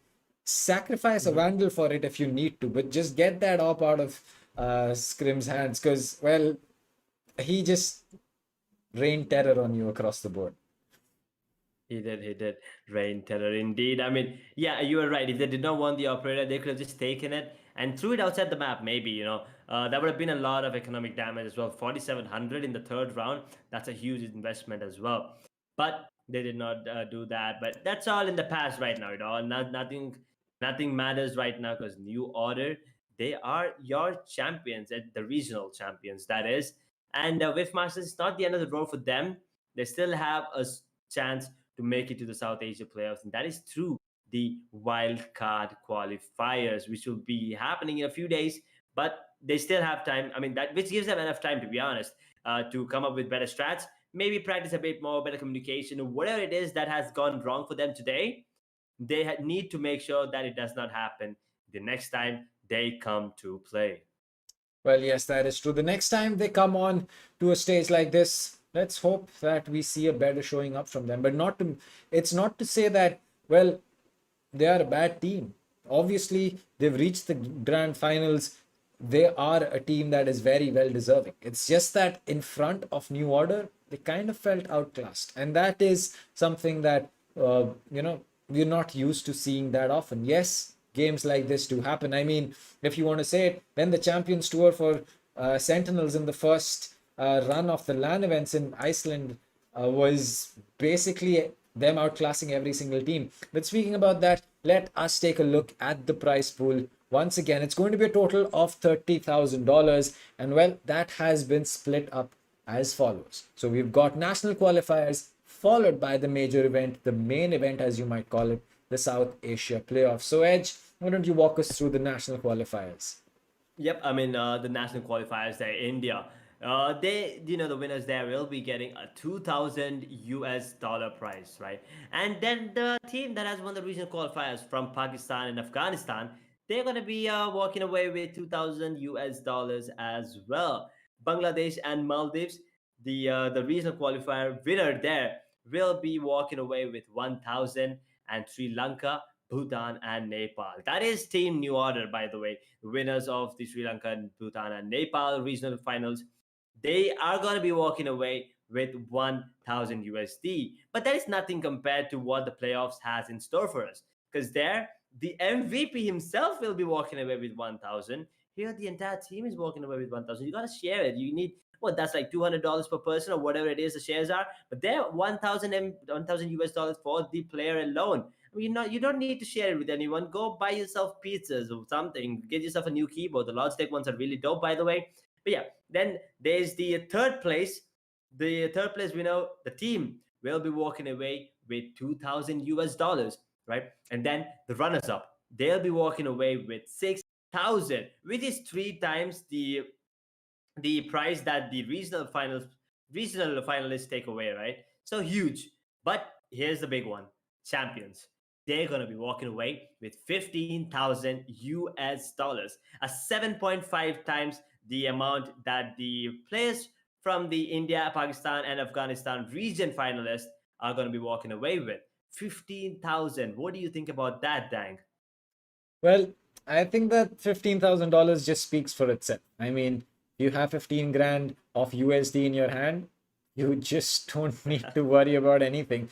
So, with that, let us take a look at the face-off that we had between two players. It's going to be Scrim versus Ghost. Now, 59 kills for Scrim, 37 on Ghost, 35 deaths, 49 deaths for Ghost. Assists, well, Ghost takes that one, but average combat score is a big difference, almost 100 points. And well, that just tells you that Scrim was there for a lot more of those opening picks coming in for his team compared to Ghost. But for the kill participation, thanks to being on that controller slash sentinel role, he was able to be a part of a lot more kills, though by a very small margin. That tells you that Scrim was able to get into those aggressive positions and take those frags for himself, being in the enemy territory, as you might call it. So though his skill participation is a lot lesser, the risks that he had to deal with was a lot more. And well, I think that that could be the reason that those high risk, high reward kills were coming in a lot more for the side of New Order. Yep, and there you go, the runners up, NA Whiff Masters. Congratulations. Not the congratulations that you wanted, but yeah, it is what it is right now. Congratulations, you're the runners up. But we still, I mean, it's still not the end of the road. You still have a way to make it to the South Asia playoffs. And that is to the wild card qualifiers. So, just keep grinding, come up with better strats, bit more confidence maybe next time. And yeah, just don't give away the first map this easy next time, because you might not get another wild card. That's gonna be your final shot at the South Asian playoffs there. Well, we have an interview coming up between the winners. So, well, without any further ado, we're just about to go into load in and have the winners grace your screen so that you can have a short insight as to how they feel, how they prepped, and what do they have in store for us as the playoffs are going to be continuing. So, Edge, what would you really like to know from the winners' New Order over here? I want to know how to play Raze like that, to be honest. Because I usually play Jet, but I'm really looking forward. But the thing is, I want to know how long they practice for and the basic details. Team new order champions आ चुके हैं हमारे सामने guys these are the champions. This is the champion team of the region of Sri Lanka, Nepal and Bhutan, and they are heading straight off into the South Asia playoffs and also receiving a reward of 1000 USD. First of all, welcome, and how are you doing, my friend? Doing pretty good. Thank you for asking. All right, just give me a brief introduction about how your team started off and how all the players are shooting in and all that. Yeah, we basically actually four our teammates actually played before in another team, and our Chromes is actually a new addition to our team, and it's like 4 months we decided to make a new team, and now actually everyone's settled in and everyone's comfortable. Yeah, That's great. That is great. Okay, so now you are yeah, into the South Asia playoffs, right? That is like a yeah, very, very different stage. At this level, it was regional level. yeah, It was only mm, three countries playing. Now you head into South yeah. Asia. Now you already know Velocity Gaming is in there. Enigma is already in there. You know from Pakistan region, Exploit is there. Alongside them, their Salt is going to be there. So what are your preparations basically now for the South Asia playoffs? Actually, we've been doing our training and doing our playing scrims and other stuff, improving our game, and it's a huge honor trying to get into play the South Asian playoffs. And I think we can make an impact in South Asia or maybe globally. I don't know, because I think we're at a good pace, and I think we're at a good place as a team, and I think we can improve a lot. This I think potential. you're not at a good pace, but you're at a very great pace. I was watching all the three maps. Trust me, it was just, Thank you. new order, new order, new order, and that was just amazing. Well, in the map of bind, I have a Yeah. specific question. In the map of bind, what was going through your Yeah. heads? Like I was thinking every round, one of the player comes out, it's a 3K, it's another 4K. Like what was going on? Were you guys like, did you guys plan this out, or it just played out in the during the tournament? Actually, I don't think we actually thought about it a lot. I thought, I just said to the team, I think we should just rush. They can just hold our rush. I think our rush is a good strong point in our team. So I think we Absolutely. utilized that, and I think we got some rounds of that. All right. Let's just assume you are already into the grand Yeah. finals for the South Asian region.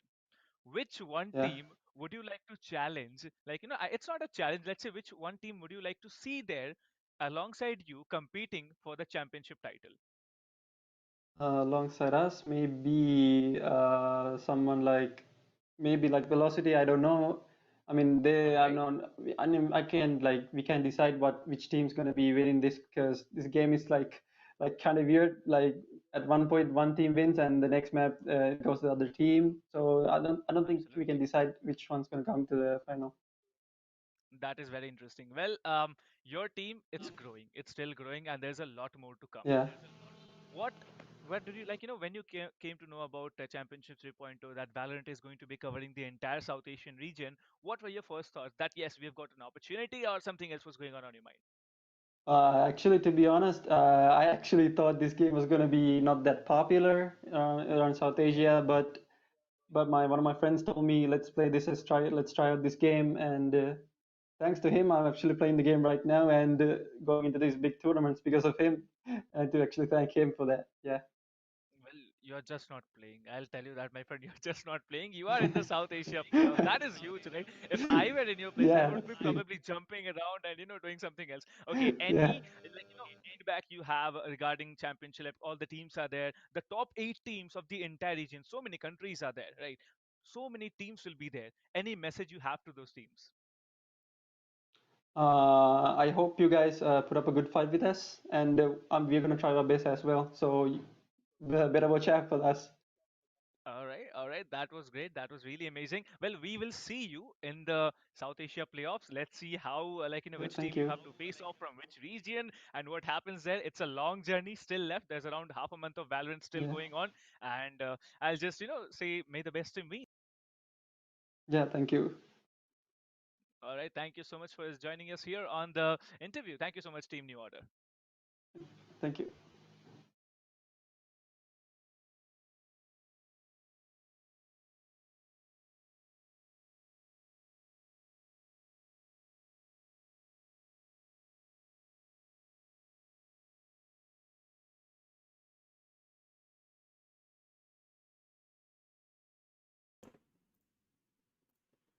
So, welcome back, ladies and gentlemen. That was the interview with the winners, New Order. And well, that also brings us to an end to today's stream in the Sri Lanka, Nepal, and Bhutan qualifiers. So, I think you had a really amazing day, Edge. I think there was not such an amazing day for Whiff Masters, but Masters. again, it just comes back down to it's going to be a game, someone's going to win, and someone's going to lose. So, with that out of the way, this is going to be me, Dr. Dag, and along with me is Edge, who are going to be signing off. We'll catch you in the next game on AMD Ryzen Presents Sky Sports Championship 3.0. Yeah.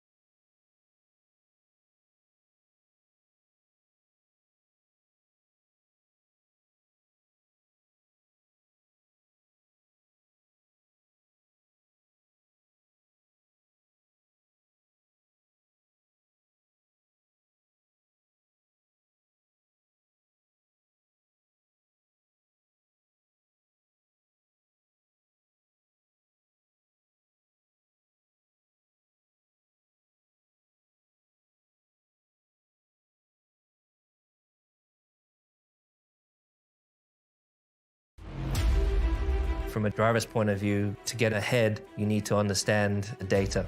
I have over 20 buttons on my steering wheel that have a direct link to how the car behaves. So I'm studying that in the background on computers all the time. I'm super grateful that we have AMD with us. It's a huge asset for us. When we come back into the garage, the car downloads and the data pops up on my screen. The faster we can get that, the faster I can analyze it and the faster I can get back out there.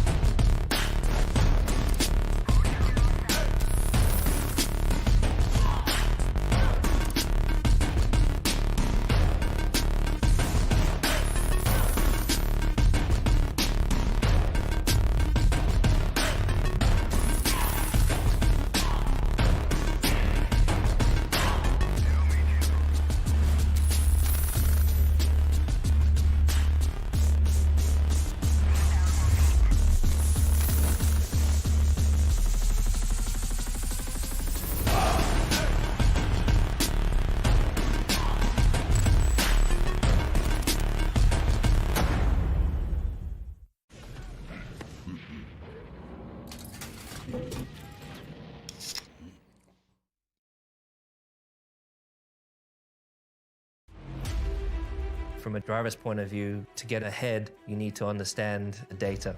I have over 20 buttons on my steering wheel that have a direct link to how the car behaves. So I'm studying that in the background on computers all the time. I'm super grateful that we have AMD with us. It's a huge asset for us. When we come back into the garage, the car downloads and the data pops up on my screen. The faster we can get that, the faster I can analyze it and the faster I can get back out there.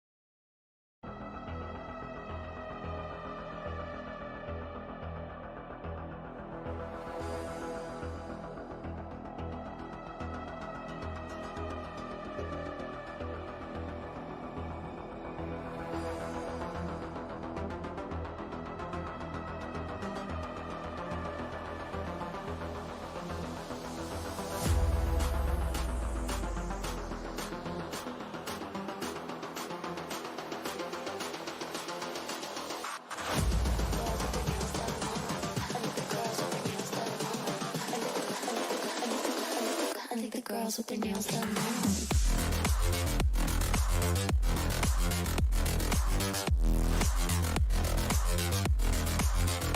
Girls with their nails done. I like the girls with their nails done.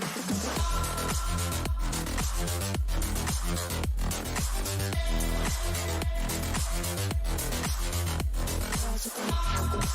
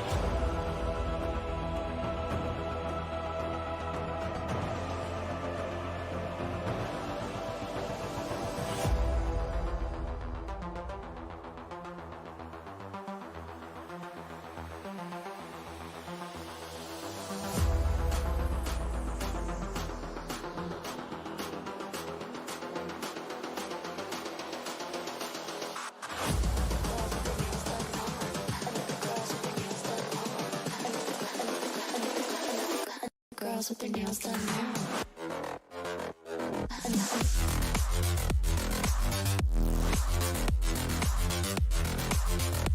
Girls with their nails done. I like the girls with their nails done.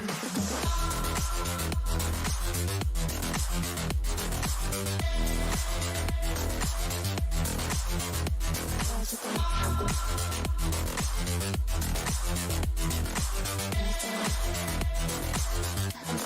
with their nails done.